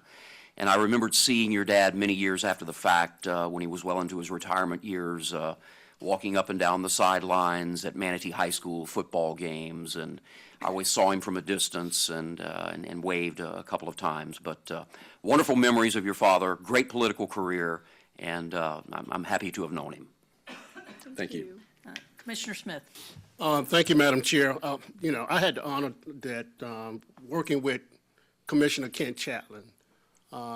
Commissioner Chetland was the first commissioner for District 2, which I represent. At that time, the Board of County Commission was going through redistricting, and he ended up being drawn out of his district. Yes. So he inherited me as a city council person. He inherited diversity that you wouldn't believe. Ken was colorblind. He treated everybody the same. And every controversial issue that came up, he stood fast. When it came for Dr. Martin Luther King, the naming of the street, he was under siege. And I called him one day. I said, well, Commissioner, you just inherited this district. I didn't look for you to get trouble with this name of King Street. He say, I'm a historian, I'm having fun, don't worry about me.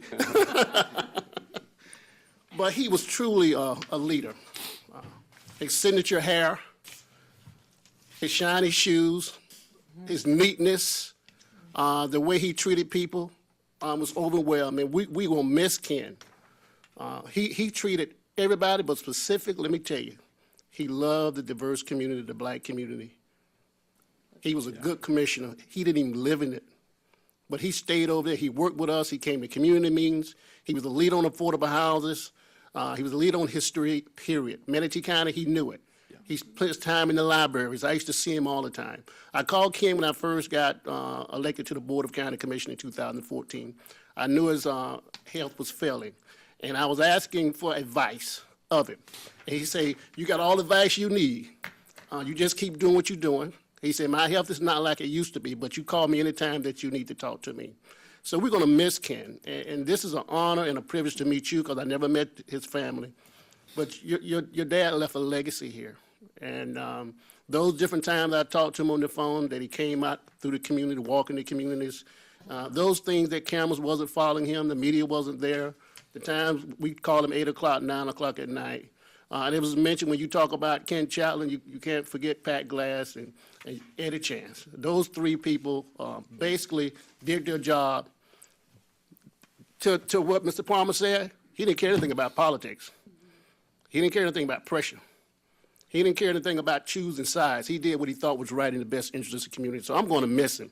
And thank you so much for sharing your father with us, because we are truly a better county since he served all citizens of Manatee County. Thank you very much. Thank you. You know, I think I'm probably the only commissioner up here that didn't know your dad. And I wished I had, because I can tell you what I have heard about your father. You've heard up here from these commissioners. The one thing that struck me so much about him, the stories that I would hear, is that, you know, politics didn't come into play with him. He did what he knew in his heart was right. And I can tell you from 5 years up here on this board, that's not always an easy task. Most have a hard time always doing that. And he sounds like, from what I've heard from so many, that he did.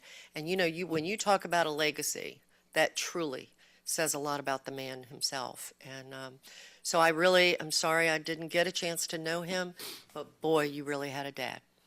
Thank you. Thank you very much. Sorry for your loss. I did have to say one thing. Pat Glass tells me this all the time, and she probably won't get upset if I tell it, but years ago, up in the offices, her and Eddie and Kent, Mr. Chetland, were in a heated argument. And she got so mad, and she was the only female commissioner, was the first and only for many, many years. She got so mad that she went in her office and slammed her door, and all her plaques fell off the wall. So I guess they had some heated debates then. So anyway, but. Part of sunshine, I guess. Well, thank you very much, and we're sorry for your loss. Thank you. Thank you. Please take the plaque. It's for you. Okay, bye-bye. Is there anybody here for School Choice Week? They said they would not have an, all right. Then we will move on to commissioners, or excuse me, citizens' comments for future agenda items. Is there anyone that would like to speak on future agenda items? Come on up, state your name. You have 3 minutes.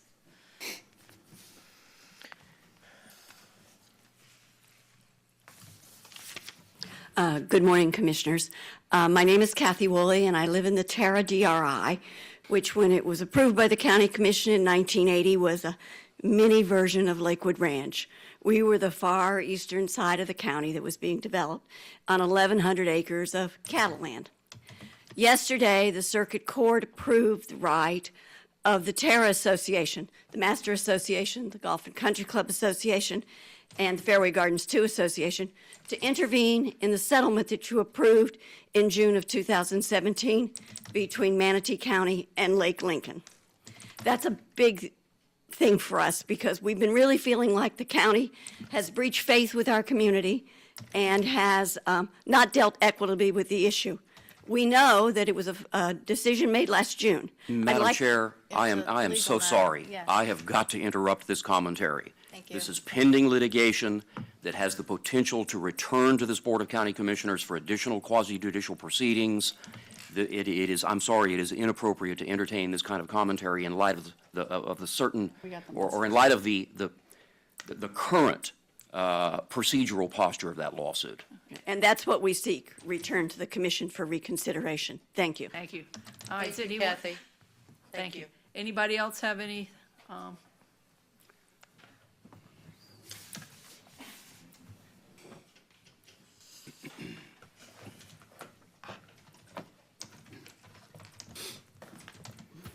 Good morning, Commissioners. My name is Glenn Gibolina. Good to see you up there, Priscilla. Congratulations. I want to thank you for the acknowledgement of RAM. I'm glad you're making an effort to move in the right direction. It's an uphill battle sometimes politically, but I know Dr. Conard will not give up, and neither will Stan. So hopefully, in the future, we'll see more of that. 2018 should be a great year for Manatee County. I think there's great progress being made or should be made. The focus for me this year is affordable housing. I think in the concept of large projects, they're good on paper. Sometimes they don't always come to fruition, and I think that can be improved. You know, I look at the surplus property that we, the citizens, own, and see if there can be some forward progress in bringing in the small builders and allowing to build on these properties. The building department, Tom Barnett, hopefully will be working in that direction. Charlie over at the management, I mean, we have to, first of all, we have to recognize what lots we have that are buildable. And I went on the webpage and we have 39 pages, hundreds of properties. I personally cannot make heads or tails of it. So I think there should be a systematic way of key-weighing these properties out and saying, okay, here's a 50-foot lot, or here's a 47-foot lot. I think there should be special recommendations and considerations to bring in the small builders to build these affordable houses one home at a time. You know, Habitat is great. Unfortunately, they only do multiple projects, and that's always good. I've been with Habitat for over 35 years, you know, so I know the organization. But below that level, I think we can make forward progress with the other builders in town, with the incentives that we have on waiving some of the fees, the school board and the county fees. I'm just saying that this should be the year for affordable housing. We're about 10,000 units short from my estimations, and we can start doing this one at a time. And I would hope that the county would move forward in a collaboration effort with the small builders, with the redevelopment, with the building department, and with the land that the county currently manages. I think there's great opportunity in 2018. I think there's great things that we can do for the homeless and the people that want to get in homes. So thank you for that consideration. Happy New Year. Thank you, Glenn. Some of the things you talked about, I know we have workshops coming up, and we have talked about surplus property that you can't build a house on if we sell it, the money going into affordable housing. So we're working on a lot of issues that you have brought up. All right, I will now, anybody else for public comment on future consent, future items? Close public comment, and now we're going to open public comment for consent agenda items only, minus 20 and 21. Anyone? Going once, twice, closed. All right. Madam Chair, motion to approve the consent agenda minus those two items. Second. Okay. And with the changes incorporated. Okay, we have a motion and a second. All in favor of the consent agenda minus 2021, say aye. Aye. Aye. All opposed?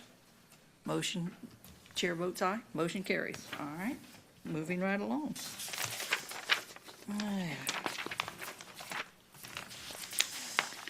Takes us down to,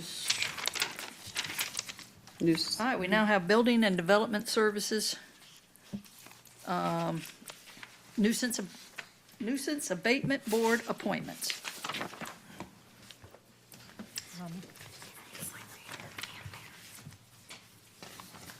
Yeah, I was just wondering if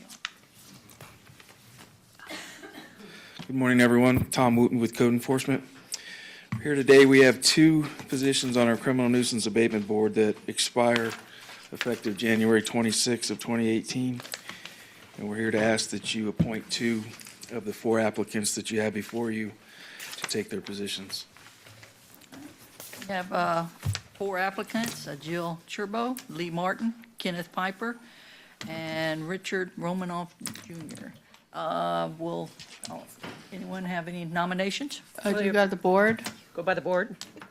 People we hit our Buttons. buttons to go by I'm the board. sorry, Commissioner Whitmore. All right, I'm going to nominate Ken Piper and Lee Martin. Okay. Commissioner Benak.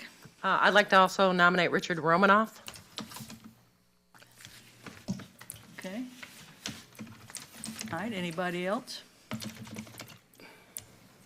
Like to move Commissioner nominations Smith? be closed? Second. Well, Commissioner Smith, you were first, actually. Well, one of my nomination recommendations has been nominated, so All I right, I just all right. leave it alone. We have a motion from Commissioner Benak to close nominations and a second from Robin Sabatino. All in favor for closing nominations? Aye. Any opposed? Motion votes. All right, you'll get two votes. You have Kim Piper, Lee Martin. Lee Martin, and Richard Romanoff. Okay, all those in favor, we need to do show of hands, please. Ken Piper, raise your hand, please. He's an attorney. Okay, four. All in favor of Lee Four? Martin? Okay, we got to do two. We get two. Two out of right? three. Yeah. Votes. You get two votes. So he's on. Kenneth Piper is in. Yeah, Kenneth he's Piper in. is Oh, at good. this point. At this point. But you get to vote for two people. Two. Right. So you, okay, Lee. I only had three, I'm sorry. Romanoff? Did he have three? I or- voted. All right, Oh, all okay, right. I'm sorry. Ken Piper, please raise your hands again. Okay, thank you. Okay, no problem. Lee Martin.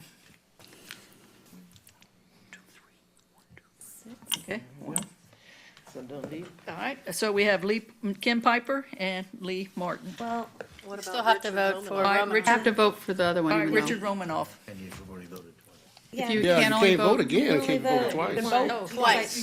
Twice. Or can vote twice. You can vote vote twice. I just voted. I didn't vote for So there's a Piper. Then you can't tie. vote again. Charles, if you voted All right, well- twice, don't vote again. I didn't. I can't. Well, then, I voted three times. All right. all right, we have 4-5-4. All right, Is so that right? Well, no, I had 4-6-4, I'm sorry. That's because you counted the chair. I did not vote, I did not vote for Lee Martin. Okay. Oh, you didn't? Okay. Did not, so we have 4-5-4. All right, so we have to have a Then we're missing run. All right, so Lee Martin is in, and we will now, you'll get one. There have to be 14 total, Somebody. there should be 14 total votes. Kenneth Piper. Let's vote over again. All right, Ken Piper. Ken Piper. Four. We can only vote twice, guys. All right, Lee Martin. So you can vote for this, you can't vote for the next one. So that's six. Right. That's where it was. Okay. Okay. Richard Romanoff. Four. So there's a tie between Romanoff and Piper. Piper. Right. All right, so you get one vote now between, Charles, there's only two more we're voting yeah, for. you get one vote now for either Ken Piper or Richard Romanoff. Right. Okay, all those in favor of Ken Piper, raise your hand. 2, 3, 4. Okay, all in favor of Richard Romanoff. Oh, Three. okay, good. Okay. Okay, so it's Ken Piper and Lee Martin. Sorry. All right, thank you. We forgot about you. Sorry. Probably prefers that. Well, thank you. You had an easy Thank you very chore. much. All right, now we have the Historical Commission. We have a letter. We have someone from the Historical Commission.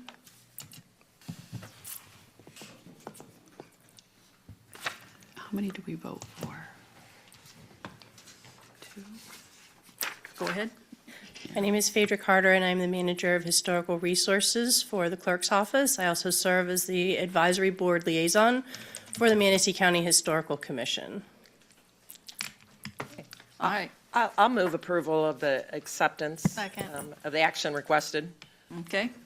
All in favor, say aye. Aye. Any opposed? Okay, chair votes aye. Motion passes. Commissioner Smith, No, I'm fine. Commissioner Benak, Oh, I'm not on. I was on, I think, for a nomination. Commissioner Whitmore. I was on for the next one, nuisance just- abatement, sorry. Sorry about that. Do you have something on this one, Commissioner Whitmore? No, library, sorry. Okay. Which we, Right now, we're on the Historical Okay. Commission. okay. And the way I understand it is we just voted On the to nomination. accept this. Yes, Accept we have these to vote. nominations. Correct. Do we need to vote again, or we're good? We'll accept them as is, correct? Right. That was my motion, to That was- accept them as is, yeah. Exactly. So we voted on that, so we're moving on down to the library. Thank you. Thank you. Man, I'm new at this, guys. What can I say? Doing a good fine. job. You're doing fine. Right along. Job. This is always Nominate messy. Artis Wick. Artist Wick and Jacqueline Taxtell. Taxtell. George Barford has withdrawn. Yes, ma'am. Oh, we did? Mm-hmm. That was Mayor Barford's. I Second your motion? Do we I go move on the the board? nominations be closed. Second. So it's Taxtell and Wick? No, nobody said Taxtell, unless you Yeah. did. Well, I was on the board, but no, I'm number one and I never got called. Okay. We have two, and we The two. we have Artist Wick and Jacqueline Taxtell are on. They nominated her already, right? Right, and we've Oh, closed nominations already. Okay. And all in favor of closing nominations, say aye. Aye. Any Opposed? Chair votes aye, real motion well. carries. So now we have these two, and we've closed nominations, so these two are in. We're moving right along. Actually, it's, I'm sorry, You can did only I pick miss it? One. It's only one or the other Vote now. for the Now we have- at-large I'm sorry, position. I read it as two positions. What can I say? Okay. All right, so we each get one vote Oh, I don't for either Artis or Jacqueline. Wait, Correct? wait. Agenda item says It appoint says point It two. says applicants. appoint two applicants. Right, and the second position is actually for unincorporated, and Myron Right, Robinson there's is two running different unopposed. Exactly. So that one is done, and then Oh, bummer. Okay, which number is that now? So we need to pick one of either Jacqueline Taxtell or Artis Wick, please, for the county at large for position. the at-large position. One please. person. Yes, All right, ma'am. we get one vote, one for Artis Wick, or one for Jacqueline Taxtell. All in favor of Artis? God, how could you not? So they won. Okay. I'm voting for artists. Straighten us out. All in favor of all in favor of Jacqueline? It's straight. There's nothing for me to straighten out. It's straight. Oh, it's All in favor of already- Artis Jacqueline? Wick is one of the two appointees. Yes. And the other one, Myron Robinson, is automatic, I believe. Everybody's talking, I'm waiting. We voted. All in favor of Artis, we voted. There were Yeah. 5. Six? Six. I Okay. voted for him. Six. I voted Okay. for Charles voted for All it. right, 6. All in favor of Jacqueline? Well, it doesn't matter. I'm friends with One. both of them. All right. So it is Artis Wick. Thank you very much. And now, do we need to vote, Mr. Palmer, for the unincorporated?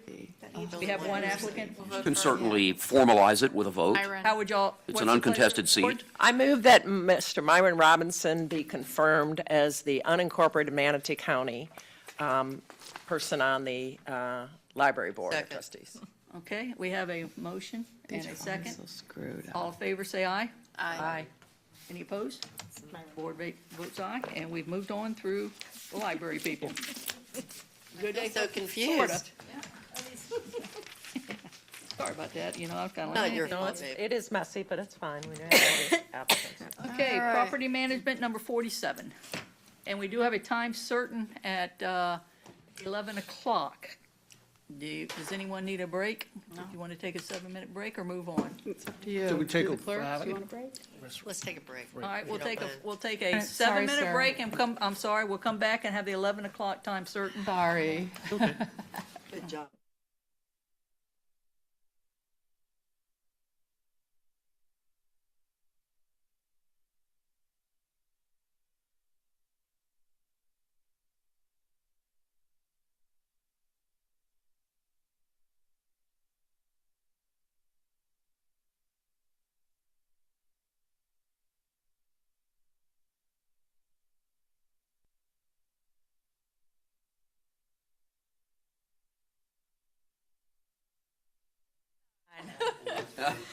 Maybe that's where the civility pledge came from. Oh, yeah. Sales tax oversight. Go Good ahead, morning. Jan. You're Good morning, on. Commissioners. If you remember, Resolution R-16-128 charged you to carry through the infrastructure sales tax that was passed by referendum. It established an oversight committee to provide you an annual report based upon the criteria established in the resolution. I have to commend you. The committee is outstanding. You have committee members Timothy Collins, Tara Dennis, Chuck Slater, and Norma Kennedy. And with us here today, you have Chairman Norm Lapino, Craig Copeman, and also Kathy Woolley. This committee submitted their report on December 4th in accordance with the resolution. They were charged with 4 specific things to come to you on an annual basis.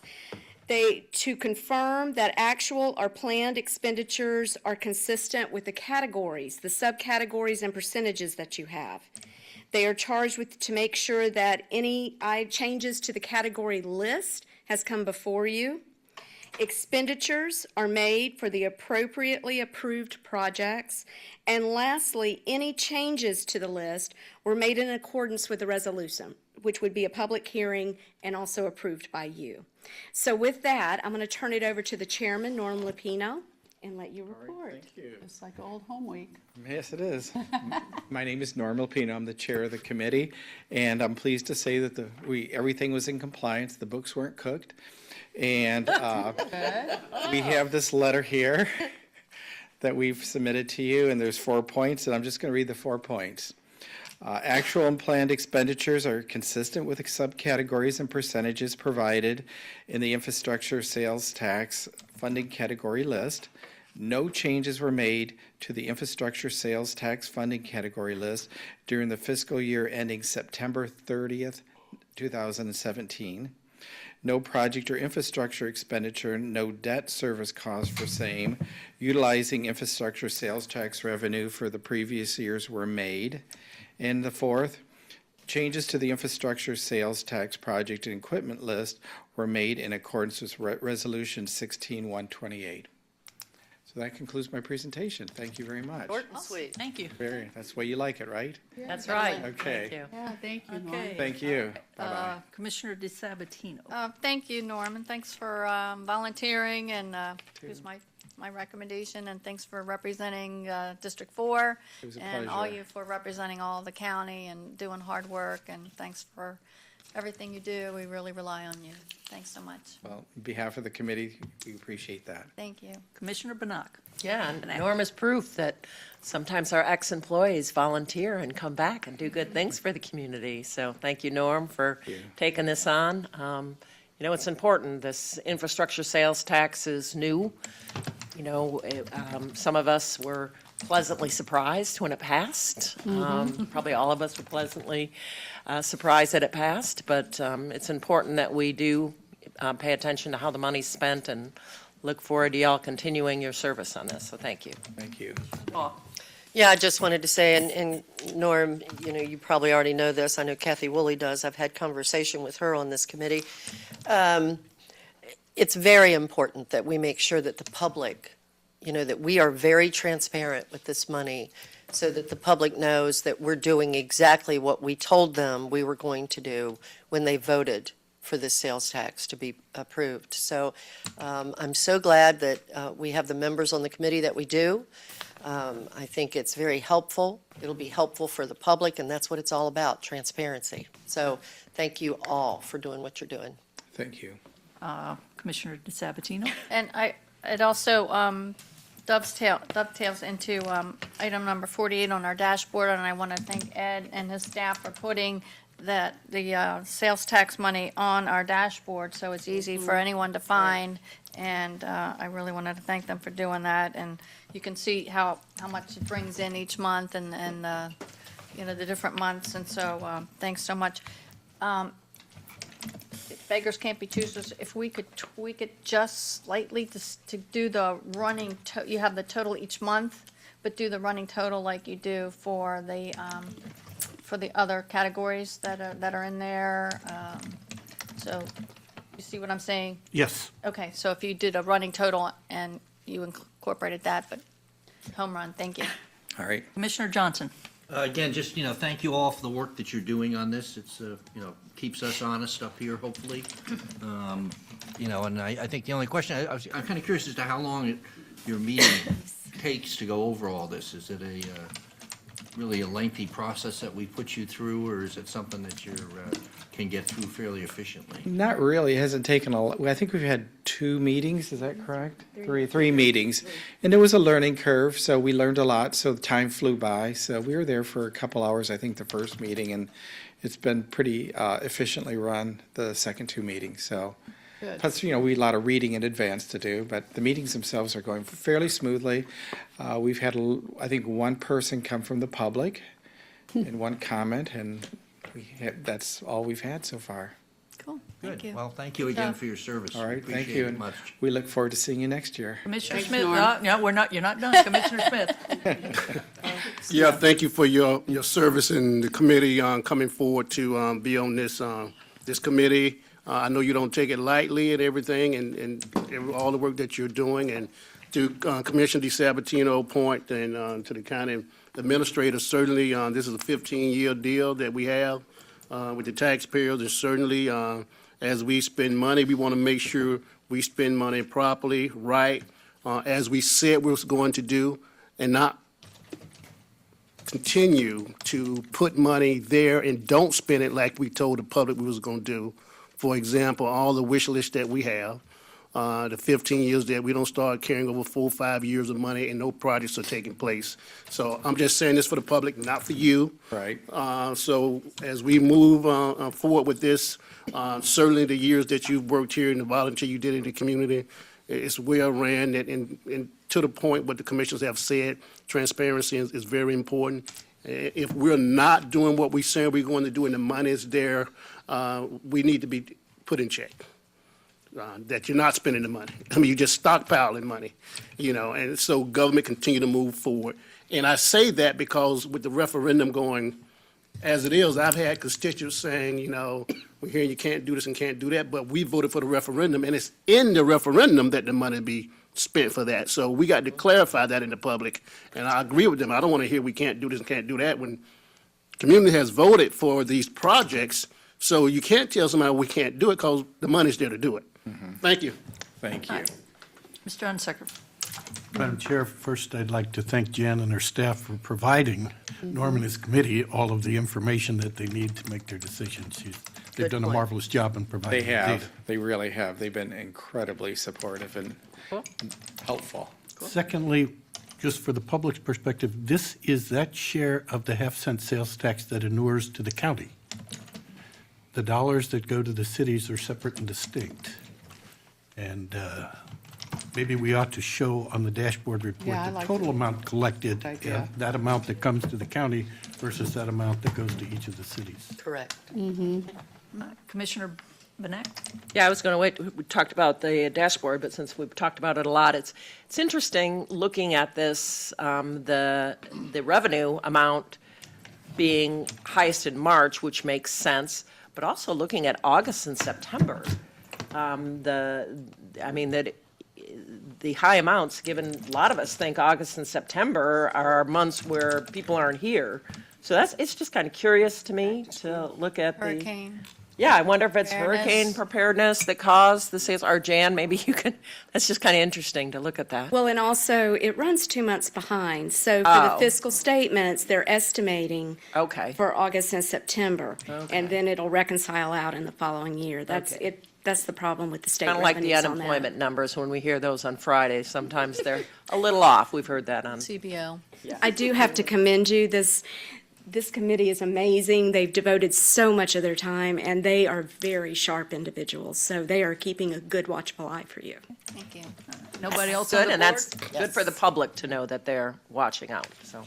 Nobody else on the board? We want to thank y'all so much for your service and continue the good work. You too, Jan. And we will move on to our next item, which is number 47. Thank you. All right, number 47. What's the pleasure of the board? Y'all need a Motion to approve. 47? Second. Which 47? we had a, This is a public hearing. the public hearing, so we're Hearing gonna has to be opened. Have to open it up and all that. All right, we have adoption of Resolution R 18001, vacating a portion of unimproved right-of-way and road easement at Lorraine Road and State Road 70 East, Braden, Florida, 34211. Well, we already do have a motion on the floor, so we'll need to open this up for public comment on number 47. Anyone in the public wish to speak on number 47? If not, we will close public comment. We do have a motion on the board. Anyone have any questions? All right, we had a motion by Commissioner DeSabatino and a second by Commissioner Ball. All in favor, say aye. Aye. Any opposition? Good job. Chairman votes aye. Good Thank job. you. Great presentations. Don't you wish everything was that quick? It will be. Look at Priscilla. All right, we got, I assume then we can go on to the consent agenda, the two items, 20 and 21, even though Are we it's- allowed to legally, Madam I was Chair? going to Point s- of order? I was going to ask, we're supposed to start at 11:30? Can we start at 11:15? Might have No. Not if we announced 11:30. We did. All right, then we will start on commissioner comments. We will, at 11:30, stop commissioner comments and move on to 20 and 21. So, Commissioner Whitmore, we'll just go straight. I'll go through my list. Okay, during the break, Charlie Hunsaker was kind enough and took 2 days to take me out and toured 7 parks and 3 preserves. And when the good thing is I went to GT Bray, and I walked into Melissa Nell's office, or the area where they're all together, and I met about 5 young people that lived all over the country, and they applied for jobs here because they said, we're doing stuff in our parks and recreation and our preserves that nobody else is in the country. And they were very, very well educated. They were actually getting ready to do an archery class because they had the winter, for the kids, the day program, and they were having archery classes for the kids. So I want to compliment, but I don't know if any of you have been to Dan Schlant's office ever and seen it? Well, I walked into Melissa's office, her area. They know where everything is, but oh my God, it made Dan Schlant's office look like the most cleanest office you ever seen in the world. But if you asked them where something was, they knew right where it was. And they have 4 people doing all the educational programs. They got 1,000 volunteers, thank God. They do a wonderful job doing that. But they do a lot. Also, when I went to the preserves, Damon and at Robinson's, there's 3 people that take care of that whole preserve. And also Emerson, and then I went to Perico. So it was very good, I think, Charlie. I try to do it once a year, and I learn something every time. I hear we're having a work session. I talked to Dan yesterday, Ed. I'd like a status, if you could have staff give us a status on the parking garage, the old Bradenton City Hall property, and the First Union Building. Because I have people now and then ask us questions, and now that we have the chiller, we're kind of disconnected from the First Union Building, but it's such a small piece of property, and to tear it down, it's gonna be very expensive, so I don't know what what your plans are or our plans. I mean, is it worth just giving it away because it's gonna cost us hundreds of thousands to tear it down because God knows what's in it. But again, that's a policy decision. We can talk about it another time. For those of you that don't know, Tom Harmer, who was the county administrator in Sarasota, is now the town manager of Lombard Key. And I was wondering if we could send a thank you letter from the chair to Dave Bullock for his service to the town. We all worked with him, for years now, Ed, and I was wondering if from a county, either coming for the chair or even the county administrator, motion? both of you. I don't need a motion to that. You'll bring that up at the meeting. If you want a letter from the chair, you ought to have a motion. Okay, I'll make a motion that we ask the chair to prepare a letter to thank previous town manager Dave Bullock for his service. Second. Okay, we have a motion on the floor made by Commissioner Whitmore, seconded by Commissioner Benak to write a letter. All in favor, say aye. Aye. Any opposition? Not? And only 2 Votes more. aye, motion passes. Okay, and only 2 more things. As you all know, Friday night's the MLK dinner and the parade Saturday. And then also, I received a letter from someone yesterday regarding her husband had knee surgery, like the 27 and knee replacement. And when they gave him the standard medication, which is Lortab, which is an opioid, but I mean, if you had a knee replacement, you do need it. And he got hives, so he couldn't take it. So then they ordered another medication, Dilaudid, which is a very, good one when you're in a lot of pain. And unfortunately, no pharmacies carried it. And as of yesterday, he still didn't have a pharmacy that had it. They had to special order it. So he's trying to get physical therapy on Tylenol and Advil because he can't take many. So, this is another problem because of this opioid issue, that actually the legit patients have problems. So she wanted to ventilate to me, and I just wanted to let you know that there are legit people that are actually in need of certain medications that you can only get, and unfortunately you can't get anymore. And that's all I have. Okay, thank you. Commissioner Johnson. Yeah, I just have one item, based on, the press reports that I've seen lately regarding our turnover in staff that's coming up. Yeah, 500. I'd like to see if we couldn't do a work session, because, the feedbacks I'm getting from people out there is, first of all, I thought the press release that went out was not really very good, and I thought, it wasn't very upbeat. Again, maybe I'm more of a salesman. But Yeah, you are. well, we can't compete with the private sector. Like, well, man, I wouldn't be putting that out there. But I'd like to get some really solid, numbers as to what are our benefits and compare it to, I don't care if it's a, Tropicana or something like that, because I think this is going to be a major issue for us coming forward over the next several years. And I think it really warrants a work session where we can sit there and say, hey, what is our salary levels for a machinist, someplace compared to what we pay them? And, I'd just like to have some numbers so that when I'm approached out in the public saying, hey, I know personally, I haven't, been here a year, and I'm on the, the county medical plan, and it's peanuts compared to what I was paying In the private privately. sector, right. So I like to be able to try to compare oranges to oranges. And so we can at least, no pun intended with Tropicana, but,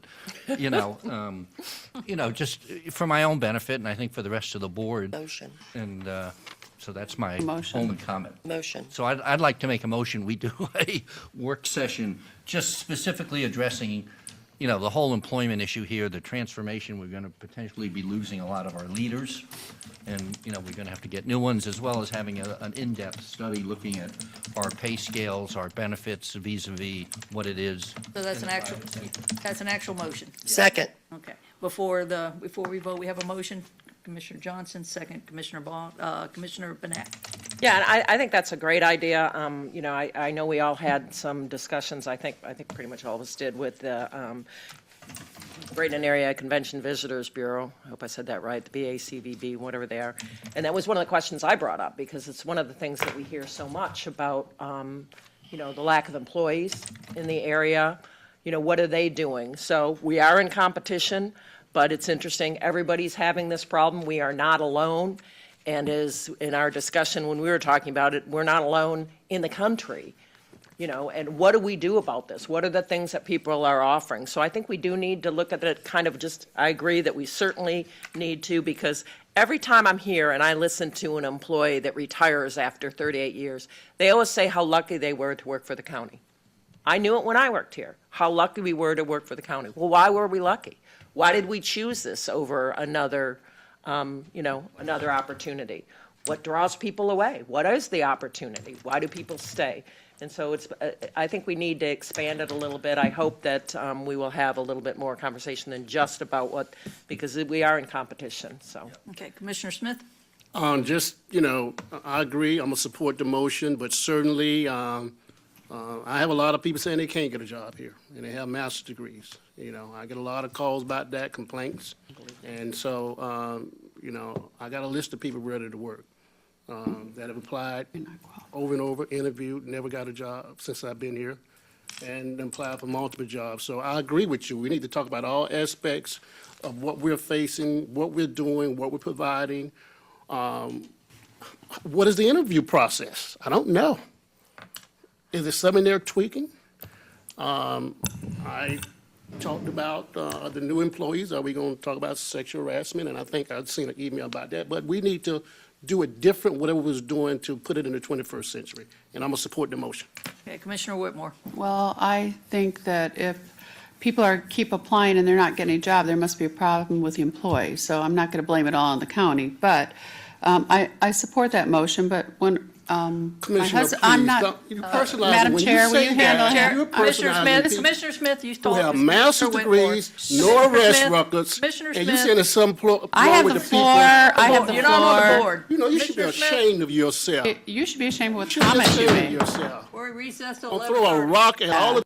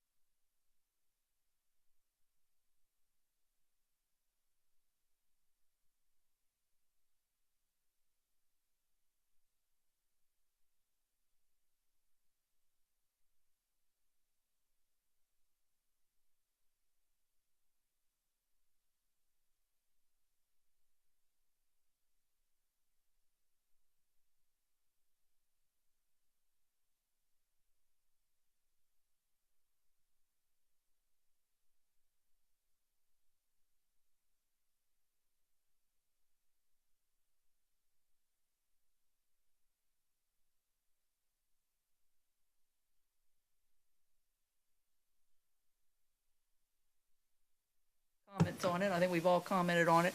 And if the clerk would please read the motion back, please, if that's possible. Yes. Motion that we have a work session specifically addressing the staff, the leaders, and an in-depth study on pay scales and benefits. If we have a motion, we have to open this up for public comment? Yes. All right, anybody in the public would like to speak on the motion? All right, seeing no one come forward, public comments closed. All in favor, say aye. Aye. Any opposition? Board votes aye, motion carries. All right, we will now start the number 20 on the consent agenda. Ready? I'm sorry, we went back to Commissioner. Yeah, Yes, we're back now, we're done with 11:30. commissioners' comments until we finish the consent agenda. Oh, okay. Did you finish your commissioner comment? That was it, yeah, I just had that one topic. Okay. That was it. You don't speak much, but then you look at the ruckus you caused, so. Yeah. Go back to sitting in your seat. Keeping my mouth shut for the rest of the year. All right, we're on number 20, the two items that were pulled off of the consent agenda, number 20 and number 21, and I assume we'll do 20 first just because it seems proper. Madam Chair, I ask for 20 to be pulled, budget amendment resolution. Department fund description transfer, $485,000, which don't consume all of that from reserve payment. Acceptance and process of credit card payments, that's what I want to specifically talk about for services of the county. As you know, the reason I asked for this to be pulled, we had a discussion on dealing with credit cards, not specifically with that, that unless I misunderstood, that we found out that county government was eating the 3%. When someone used a credit card, and it was costing the taxpayers $1 million a year. My question is, with us purchasing this here, would it prevent us from, in the future, if we decide to pass that 3% on? No, sir. I'm sorry. Would you like to answer him? Madam Chair, this is the question of the fees that we pay. We already collect that money from the customers. It's built into the fee schedules. Oh, okay. And that's a separate and distinct discussion, separate from this agenda item, that relates to the security of the system. And how are we going to be able to continue to maintain using credit cards in this county government? Because if we don't deal with the security issues, we may be ineligible to accept credit cards because the credit card industry will not recognize us as being secure enough to deal with credit cards. So there's two separate and distinct issues. This one is merely security. The question of fees, we could have a workshop with the board on that and how it is that we collect the fees through the fee schedule in each of the individual departments that have fees and accept credit cards. Madam Chair, if I may. Actually, Commissioner Boss Yeah, next. and I might be able to help this situation, Commissioner Smith. That's why I hit my button. I was concerned about this in my briefing as well, because as you know, I have a retail business and we take credit cards. And the fees, the percentage that the county is paying was high to me. So I actually called the clerk's office and talked to Dan and asked him to research it for me to find out exactly what we were paying and why. Well, interestingly enough, we, from what I understand from Dan at the clerk's office, we are on a state contract where all the counties and so forth run through the state for this type of service. So that's the reason that we're paying the fees that we are, because part of the monies go to the state. That being said, I did talk to Dan Slant yesterday in my briefing, and he's here, and he did tell me, he brought that up to me, actually. I didn't have to bring it up, he brought it up, and he did tell me that we would be having a workshop to look at that, to see if we needed to try and change anything in how we are collecting money. So, you know, that is going to be looked at. We will have a workshop and look at that, Commissioner Smith. And the other thing that I just want to say to add is that the county administrator, you know, what he said is correct. I mean, this is a security issue for the county, and it does involve a lot of money that we collect in these fees with credit cards. So it's, I'm going to call it growing pains. You know, I think it's time that we do take a look at it, but as I said, that is the information that I found out even though I wasn't working much this past few weeks. That is something that I found out, and I was happy with that result. Okay, Thank you. Mr. Hunsaker, you're on the board next, or have you already spoken? I've already spoken, thank you. All right, Commissioner Smith. Thank you, Madam Chair. This is exactly how it was explained to me also. The reason I'm bringing this up now is the fact that if we're spending money to make sure that, that it will be able to, if we change policy on the way we collect that this is be the process that we do in this, what we're recommending, we'll be able to do that, and we won't have to do anything new. As you know, when it came up, we found out that the tax collector passed the 3% on to us. Because I stated when I paid my property taxes, I didn't know I was paying the 3%. I think someone said they pass it on to the consumer. Correct. And we don't. That's my understanding. So that's why I'm asking this question now. No, we do. To make sure that we have clarification in that. I'm also of the fact that when we go through this procedure, whenever we make changes, and I talked to Dan, the policy has changed, and I know the security concerns, so I'm being careful what I say because I had issues. The policy has basically changed the way you use your credit card. So to the consumer, who used to can use that credit card a certain way, they can't right now do it. No, I don't. Over the phone. I'm trying to be, I'm trying. Because I'm not, hang on one second. I'm being careful what I say Paul- because of the security issue, but that's what I was told. You can't do it over the phone right now. I didn't want to bring that up, but finance looking like you know what I'm talking about. I was told that. I did talk to the utilities folks, and the process has changed for taking credit cards where you call up and you give your information orally over the phone. And so that has changed where you can't do that. We're not taking that because there are some issues with doing it that way. And so we now do still use IVR. If you have a phone, you can go in and by menu, enter the information and do it that way. But that the other process, my understanding, we're no longer accepting. So, and if people are used to doing it that way and they call in, I'm sure our customer service staff is helpful to help them get whatever way they can to do it. But it's just from a security point of view, I think that change is needed. And the reason I want to state that I had two residents who normally did over the phone, and now they can't, and they had to go out to 65th or 66th Street to make their payment. They don't have a bank account or checking account. They just have that prepaid card. And so I wanted to make sure that the public is aware of that temporarily, I don't know how long, that we've changed the process so you can communicate that those payments over the phones so people don't be late on their payments, that they have to drive in or send a check or do some other method. And I can check and see if, maybe with the utility bill, that information is in there or something. Maybe they've already done that. I don't know, but I will check and see if they can maybe broadcast that through the. If it could be in the bill, because I have 4, and over the holidays come back, and they had to physically go out there and pay their utility bills, when for years they've done it over the phone.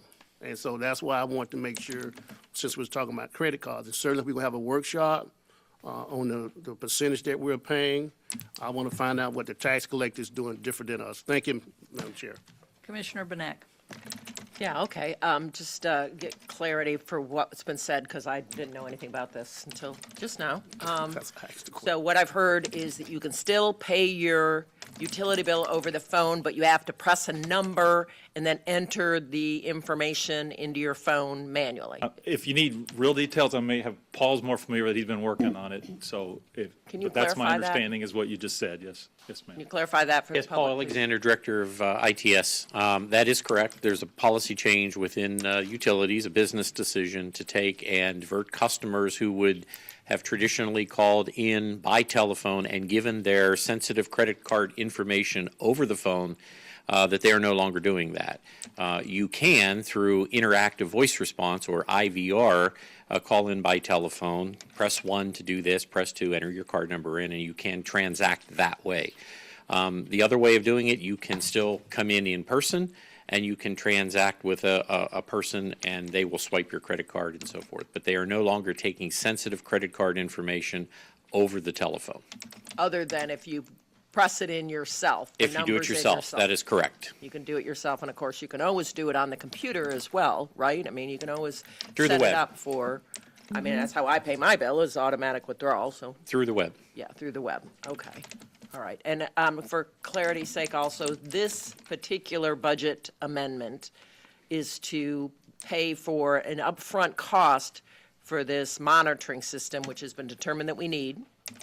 And presumably, this is coming out of reserves, but presumably it will be built into the fee because it's a requirement, right, with the, to use credit cards if we need safety. It will be built into the fees that are charged. Is that what I heard from the county administrator? Yes. Yes, ma'am. We wasn't.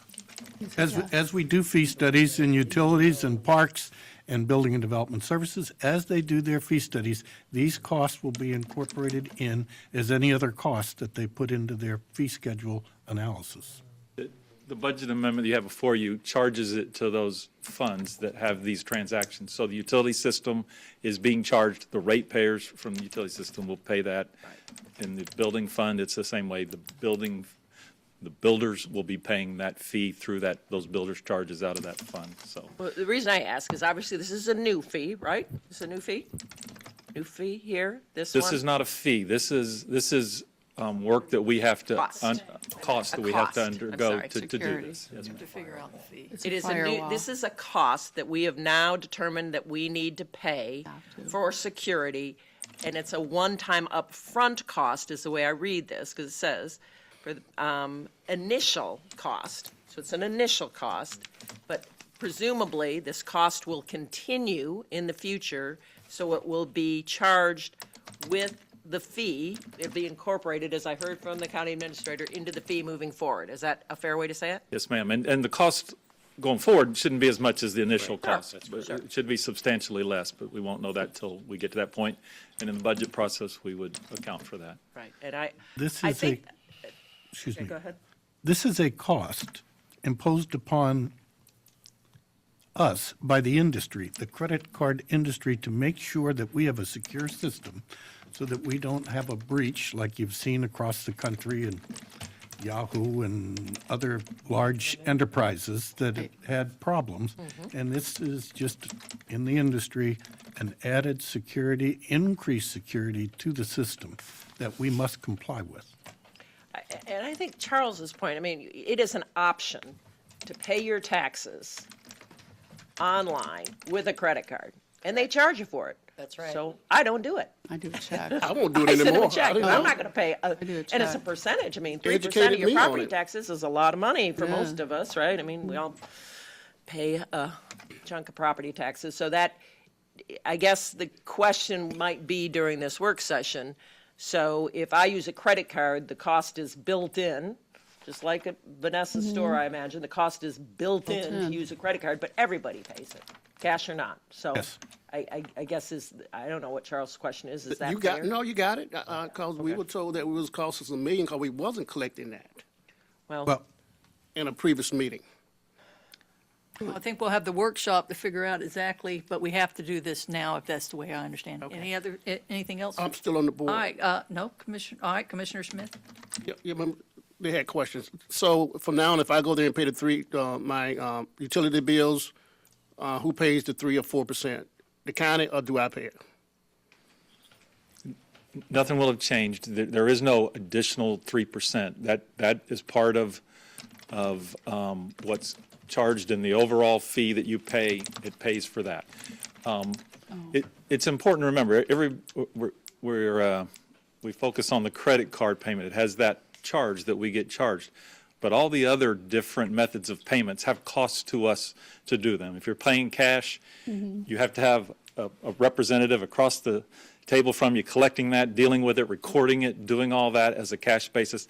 That has a cost. It's not as discrete and easily identifiable as a credit card charge. You have debit cards that have a charge. It's less than a credit card, but it is a charge.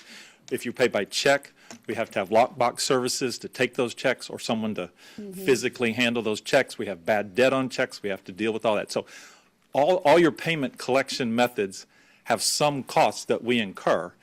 And so with credit cards, there's that one charge there, but once that is in place, that's a pretty automatic thing. Gets recorded against the account and everything. No one's hands touch it or anything like that, like you do with credit cards and, or checks and cash and those kinds of things. So, I think it's important to understand all that. When we have this work session, we can go over the different ways that the county collects money.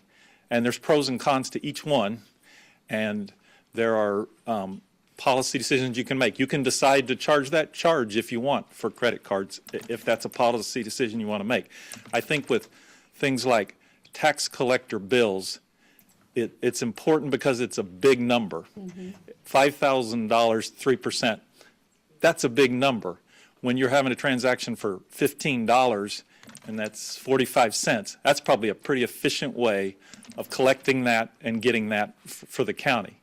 So I think you tend to see around the state tax collectors and those kinds that have those big bills and ones that it's harder for them to tack on cost otherwise or fees otherwise.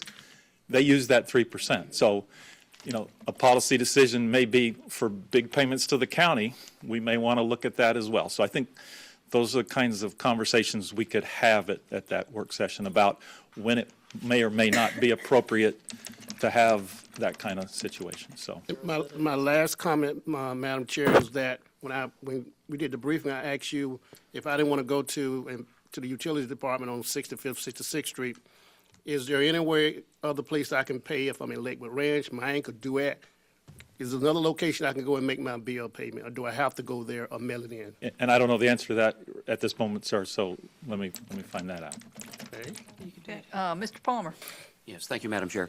Dan, stated somewhat differently, all of those various expenses that you just mentioned in your recitation, when it comes to our utilities department, water and sewer, all of those expenses are built into our rate structure, correct?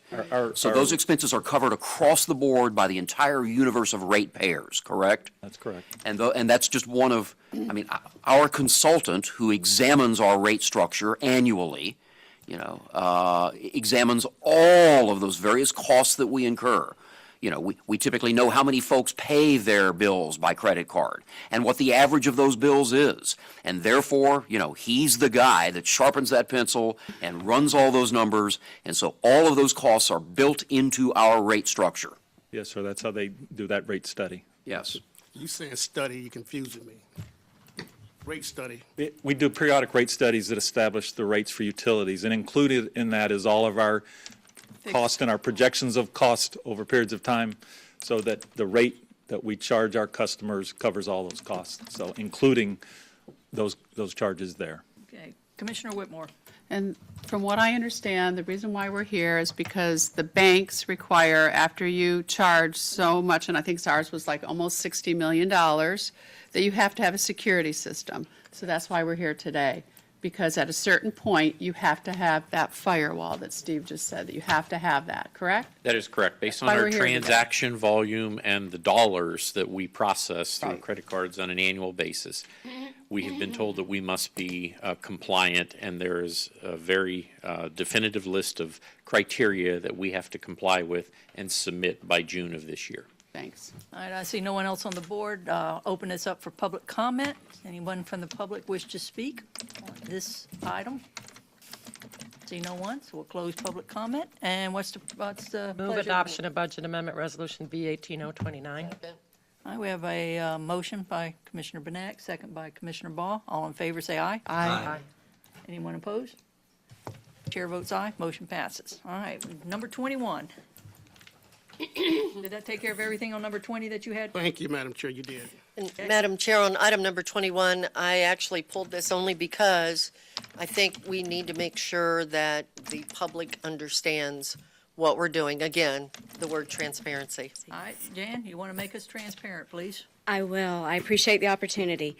The sales tax ordinance which you established was in August of 2016, and it had 3 categories within it. Transportation at 70.7, parks at 14.1, and public safety at 15.2. Each of those are established into separate funds. So have you it literally is 3 pots of money.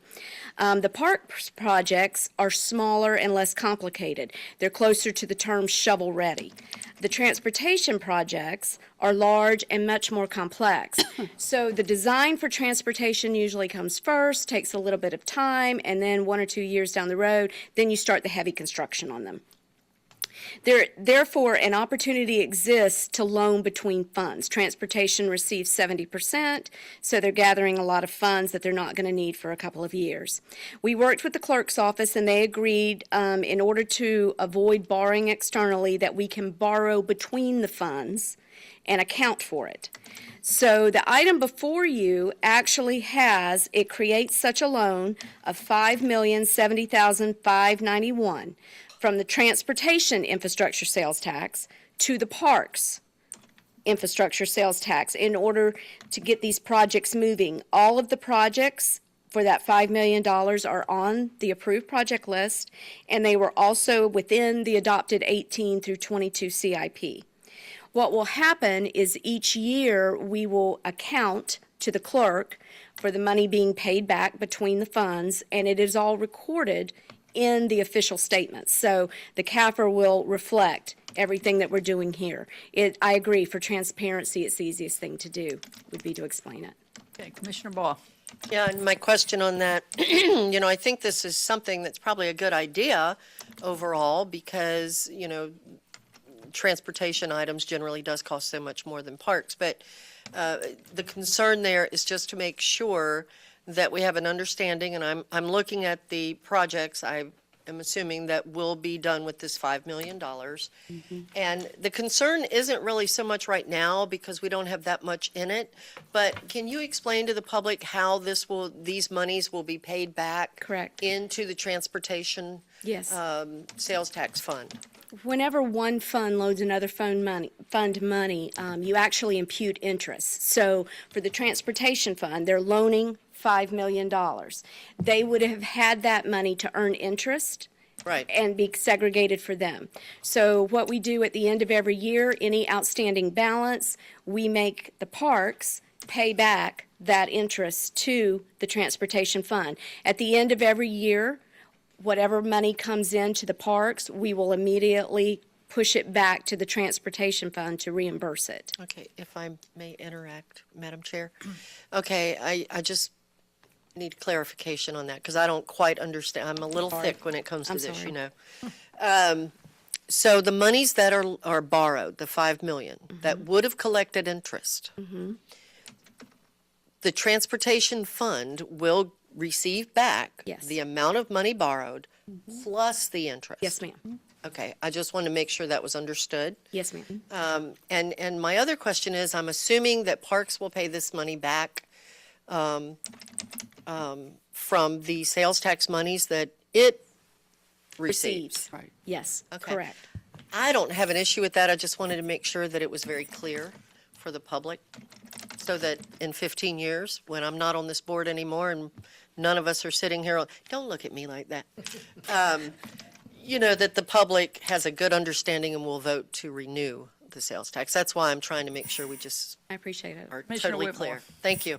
I would like to request that in the future, when we are doing this, that this not be put on consent, only because it is real important. And then we're all up front with the public, and then we won't have to pull it from the consent. And then we all can keep track when our constituents ask us questions. Is that I will okay? Thanks. make positive sure of it. And I see no one else on the board. Anyone from the public wish to speak on item number 21? Not. Close public comment, and what's the pleasure of the board? I'll move for adoption of Resolution R-17-143. Second. All right, we have a motion by Commissioner Baugh, second by Commissioner Johnson. All in favor say aye. Aye. Anyone opposed? Chair votes aye. Motion passes. All right. Meanwhile, back to commissioner comments. So I think that's it. Yes, it is. Okay, I just have one item. Steve, you were finished? Okay. Yeah. Double check it. Please. In the interest of time, I just have one item. It's a letter that we all received. I received it on December 19th, prior to the break, from Charles Williams, Chief Judge, who requested that we go through the process to set up a public hearing to consider the naming of the jury assembly room to honor Judge Gilbert A. Smith Sr. At the time, I responded to Judge Williams' assistant that I would see to it that we would do that we would go through the process and in conferring with both the county administrator and the county attorney. I've been told the proper procedure is to have a motion from this board, and I will make that motion to advertise a public hearing to consider a resolution to rename the Manatee County Jury Assembly Room in the Manatee County Judicial Center to the Judge Gilbert A. Smith Sr. Jury Assembly Room. Second. Okay, we have a motion on the board. Anyone on the public, from the public would like to comment on this motion? That's good. If not, close public comment. We have a motion on the board by Commissioner Benak, seconded by Commissioner Ball. All in favor, say aye. Aye. Anyone opposed? Chair votes aye. Motion passes. And I do just want to say one other thing, and I think y'all are aware, we had some really cold weather recently. We all know that. For Florida, it was cold. Freezing. It was It was freezing. cold for us. No offense to my friends up north who are suffering below zero wind chills. But I was so encouraged that I did go out to Animal Services. People were dropping off blankets and towels while I was there. The community really stepped up. I talked to Sarah. She said they were a little bit even overwhelmed. They had a room filled with donations. So people do, they really do have a heart for our animals in this community. So just wanted to say that thank you to all the people that stepped up. And by the way, you can take one of those beautiful animal homes and they'll help keep you warm. I know my emotional rescue dog has kept me warm lots of Pet times. pigs aren't real cuddly. I'll do that I one. petted your pig. Commish. I would not let it sit on my lap. No. Thank you. All right. Commissioner Sabatino. Nope, great meeting, and hopefully we'll be done by 12 for your first meeting, so kudos. 7 more minutes. I'll be Commissioner Ball. Can we make this happen? Yes. I do have two, well, I don't know, Charles is after me, so. I just wanted to say thank you to the administration and to Charlie Hunsaker and his group. The conservatory park, the lake, you saw that it was totally covered in water lettuce. Oh, yeah. It is beautiful again. The water's gorgeous. So that situation has been cleared, and I just wanted to make sure I said thank you for that.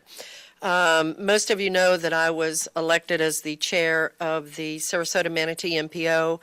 We have our first meeting of the year, January the 22nd. It will be down in Venice at the Community Center.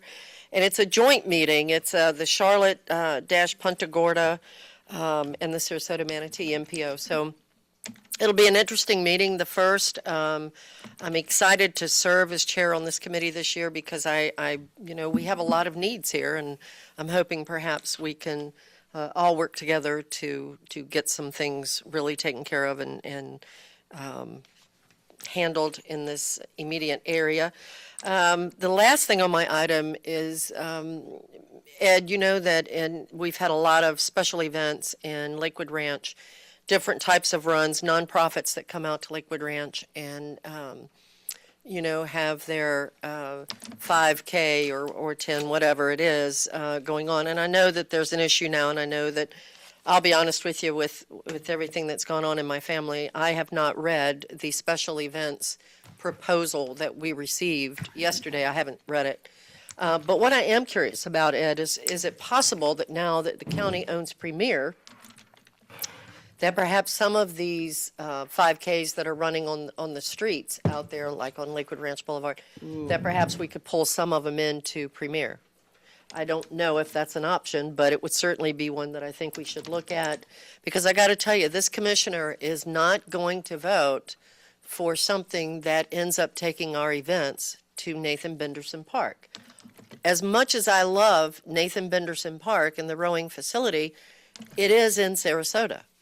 So, for me to agree to take events from Manatee County over to Sarasota, I can't really justify that in my mind, so I would love to find some other alternative, perhaps, if need be.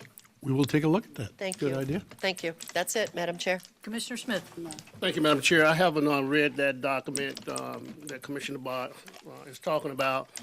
Certainly, I'm concerned about it. If it's a county-wide initiative. The last time we discussed this issue in workshop, It was a lot of potential where you had to mandate that you had to pay law enforcement security. I'm not going to support that if you got across the county and cause expense, and we really had issues with that for you to have something that was mandatory. But I don't know what's in this document. I would read it. Also, during my briefing, I talked about the First Union building, still sitting on the corner, that we need to do something with the First Union building. Also talked about the jail. We're in 2018, $100-some thousand a year, over $2 million. The only people I know operate like that is government. A business is going to have to make a business decision before we have a health issue. So we need to decide what we're going to do with the jail. And I know the county administrator's been working on this. He's told me he's working on this. I'm just mentioning it because this is the first meeting this year. The jail is high on my priority with buildings, because I know we'll have constitutionals looking for additional space, and we now have some looking for additional space. So the jail is number one priority for me. Affordable houses also is another priority. I also talked about the garage that we have here. Manatee County and the city is running it for us on our behalf.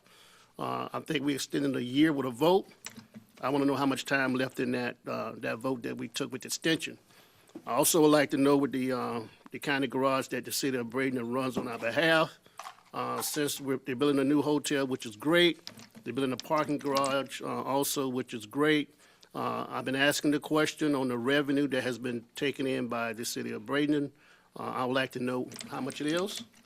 I think that we need to make sure that as the parking garage starts to build in the Bradenton parking lot, that we need to be ahead of this garage, because you won't be able to park there if you're building a new garage next to City Hall. So I would like to have that information ahead of time. If the county administrator is working some out in negotiation, but I'm pretty sure you're going to need additional parking spaces. To the point that has been brought up to us on several occasions by Glenn, and I agree with him, on county commission days, if we have better control of that parking garage, there needs to be days where you don't have to run everybody out this door to pay and come back in this door. It needs to be something set up that we control when the Board of County Commission is session. There's sections where the public can come in here and deal with this meeting as long as we're here, instead of running out every 2 hours to put money in the feeder. By the way, most of them get tickets, and the revenue don't even come to us, far as I know. The other thing I want to talk about, correct, the MLK Dinner Friday night parade is Saturday at Lincoln Park from 2 to 6 after the parade. Festivals, vendors, entertainment. And this was created through the CRA, Community Development Agency, as a public safety issue to keep people off the streets, to keep vendors in a safe environment, and to prevent crime on Martin Luther King weekend. It has been very successful. Normally, it's about 3,000 people that are there. Professional entertainers will be performing. One of them, Harold Melvin and the Blue Notes, will be performing. There's still 3 original singers still alive. And there's also another group that will be performing also. You have children performing and also. I want to remind staff that we voted, and I think Commissioner Trace will make the motion, and we carried the motion unanimously to deal with the Public Safety Coordinating Council, to have a meeting to deal with the medical and other issues that the Public Safety Council had voted last year to call a special meeting to deal with the medical situation that we have. I know Deputy Courier was part of it, but we voted, the Public Safety Coordinating Council, to deal with the issue with medical wing. As I mentioned to you, they was not aware of the money that we were spending in the jail. You had the circuit judges on that committee, the powers to be that can make differences. When you incarcerate someone, there's a health issue that some of them have. They already know this health issue, and all of a sudden we pick up this health issue in our county jail with people who are not maybe violent or threat to the community. And those are the ones I'm talking about. The ones who threat the community need to be incarcerated. I'm not speaking of those. Also, the issue of the county jail. I talked with the deputy county administrator, and I know this project that we approved was already moving forward. As you know, the jail is in a kind of a different situation now for its hurricanes. So I have a problem with us expanding out there. I know we're going to have to keep the jail there, but certainly when we go to putting major money into a facility, it can't be there. We came close to moving a lot of inmates to another location. And by the way, we may have to pick up that bill if you have to do that. So those are the things that I want to discuss. I don't have anything else, Madam Chair, and I'm done. All right. Commissioner Benak. Yeah, I just wanted to ask a question on that. So the Public Safety Coordinating Council found out how much it costs for us to provide jail medical services. So let's say that there was a answer to that we could keep people in jail for less time. Whose responsibility is that? Who makes that decision that the law needs to be changed to allow people with minor offenses to get out of jail quicker? Whose responsibility is that? Do you know the answer No, to that? okay. Then answer As it. you remember, when we went to the leadership breakfast, Senator Bennett spoke on civil citation. Civil citation, thank you. I can never And remember we the need term. to seriously have a workshop on that because filling our jails up with nonviolent individuals, and it costs us a per diem fee to incarcerate them. We're paying it. We, the Board of County Commission, the taxpayers, we're paying that. Now, that's a state issue, but it could be local ordinance also with civil citation. The issue dealing with the Public Safety Council on medical, you got the people who can make the decision. The elected public offender is there, the elected state attorney is there, the sheriff, the major of the jail is there, and 2 judges are there who decide bond amount, who goes in and who's not. Well, you got the prosecutor saying, put them in jail, they can't get out. You got the public offender saying they're no threat to community, send them home. So that's why that means important, and the judge is saying, well, we didn't know this guy was going to dialysis 3 times a week. We'd have considered that because he wasn't a threat to the community instead of putting him in jail where he can't be supervised release, or he don't have the money getting out. And the reason I asked the question is because if there's something this board can do to move that along, I'd be in favor of that. But if we don't have any, no dog in this hunt, I don't know what we can do. And Charles, you've brought this up many times, and I think it is something worth pursuing, but I need to know how we pursue that. Commissioner Whitmore is on the board, but the way I understand the work session that we've already voted on to have was to say, do we have any options? Oh, okay. And that's what the whole workshop is. It was a long time ago. I forgot. Madam Chair, I forgot, Nick told me that, I talked to Nick last night about the medical and whether it was a state law or a federal, and they're thinking it's not a state, so the best thing for us to do is to ask to direct our attorneys, if I could, and tell me if I need to make a motion, because Nick thought that would be the best way to get our attorneys to research it. Is there a state? We have a motion Wait. for a workshop to see what They is think our it's option. but they think it's a federal law. So all our attorneys have to do is see if there's a federal statute saying that the counties have to pay for medical. Then that would be a whole different ballgame. I'm assuming when we have the workshop that the attorneys will opine on that workshop on what is it. Well, you know what we're going to ask now, so yeah. Madam Chair, can we get clarification on the civil citation and what Commissioner Whitmore is speaking of? Different. It's 2 different items. No, I know. Yeah. You talked about jail medical, so. Well, it's related. Okay, all but they right, are we two got different Commissioner Smith, Commissioner Ball, and then Commissioner Benak. Commissioner Smith. Benak point on civil citation. Senator Bennett was the leader in the Senate dealing with civil citations. The program that we have in Manatee County, it may be good, but it's actually broken in Sarasota also. And so we need to have a workshop to talk about civil citation instead of putting nonviolent criminals in the jail where they can't get out because it's costing us anywhere from $60 to $80 a day. All right, Commissioner Ball. Yeah, I just want to add to this conversation. We already have a workshop. Ed, do we know when it's scheduled by chance? I'm not so sure, Diane. It's after 12. I mean, we We going to adjourn? have, I have Well, 2 house keys. It seems, what I was going to say, if we already have the workshop scheduled, We're chasing rabbits. then all of this information should be given to us At the workshop. at the workshop, and we can make some determinations then. February 20th. February Perfect. 20th. Thank you. Okay, good. All right, I I'm think good that with- addresses I'm good with everything. deferring till that, as long as that is the discussion, because what Carol brought up about paying and who has to pay, that's related. Yes, But it even is. if we have to pay, it's worse. Even if Mr. we Attor- don't have to Mr. pay, it's still Attorney, I bad. assume you heard what you need to opine on that February 20th? Yes, my office has a discrete assignment as it stands right now, and that is to opine on what the requirements are of both state and federal law relative to the provision of medical services for inmates in the county jail. And I would like, what Charles was talking about is pursuit of this possible civil citation. I would just like some sort of advice have about what authority. is our role in that. You know, do we pass a resolution saying we support that? If that's all we can do, then we need to know that's all we can do. Madam Chair, if I may. Quickly. FAC has experts that's county commissioners that was majors and captains and higher that are retired and they're county commissioners that would be glad to come down here during our workshop if we schedule it and pay their own bill, by the way. You met Sally from Miami-Dade County. She retired from law enforcement. She's an expert nationwide. She put on a presentation to show you the savings in the jail, to show you what offense qualifies, and show you how they changed the system and save neighborhood of $10 to $15 million, I believe she told me. Don't Then hold me to that we need figure. to get that. Commissioner Johnson. If, Mickey, maybe when we're doing this workshop, it might be worth extending an invitation out to Walt Smith to come talk Good to us. idea.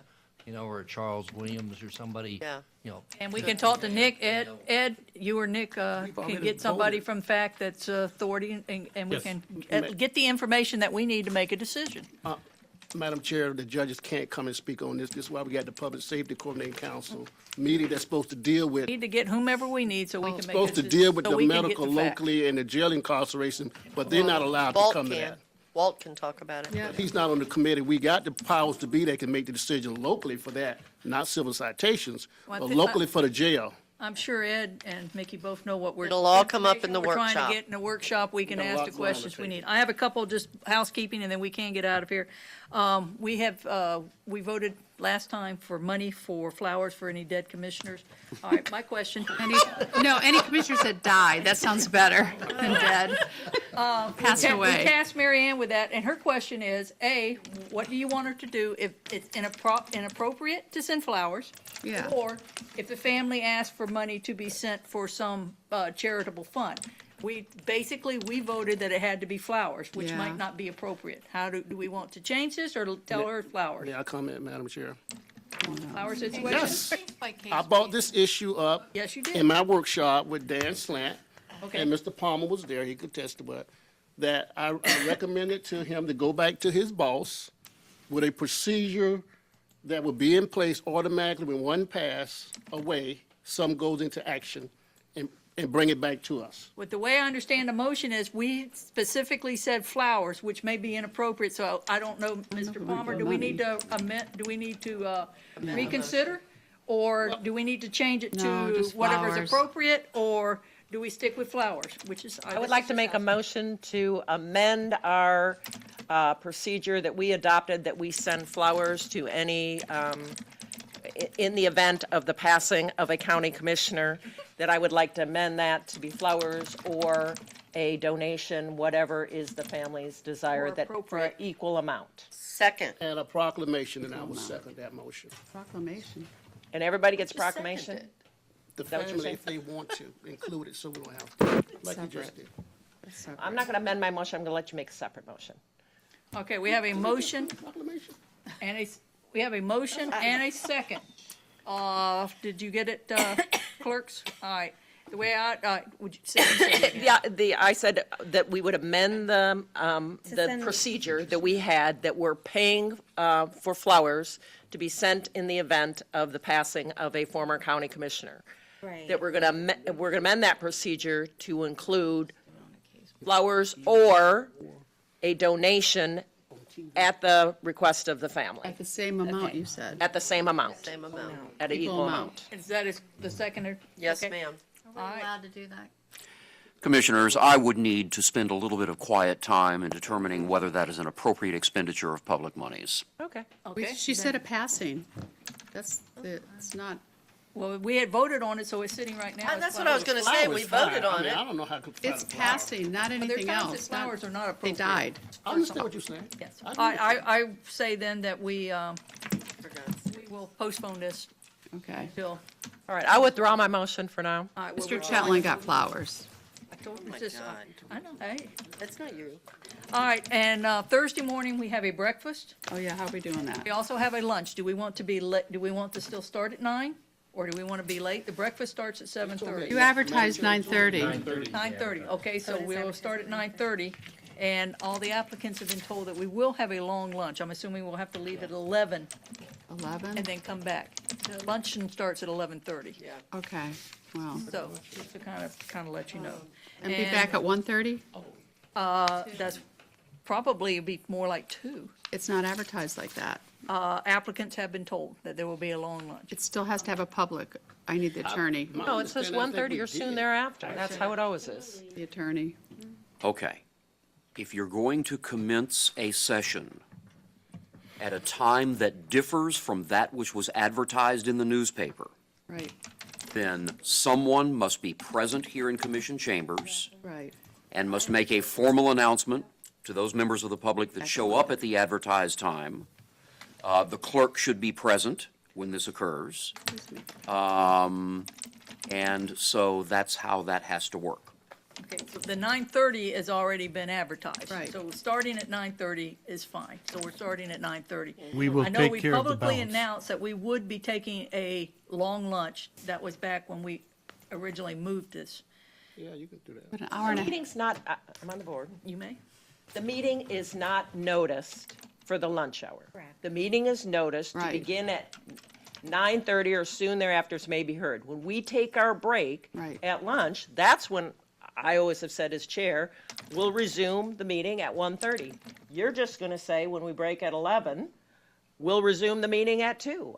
It does not require any notice or any clerk to be here for that. I couldn't agree more, Madam Chair. I was talking about something different. You're absolutely correct. If it's this board's intention to take a 2-hour lunch, a 3-hour lunch, or a 4-hour lunch, you simply announce that to those that are gathered at the time that lunch begins. That is all on my housekeeping, but I do have some people on the board. Commissioner Smith, you had something to say? Commissioner Benacki, you just cleared it up. All right, are you done? Okay, we're on the board? Okay. I like you being over there. Adjourn. Praise the Lord. You see this?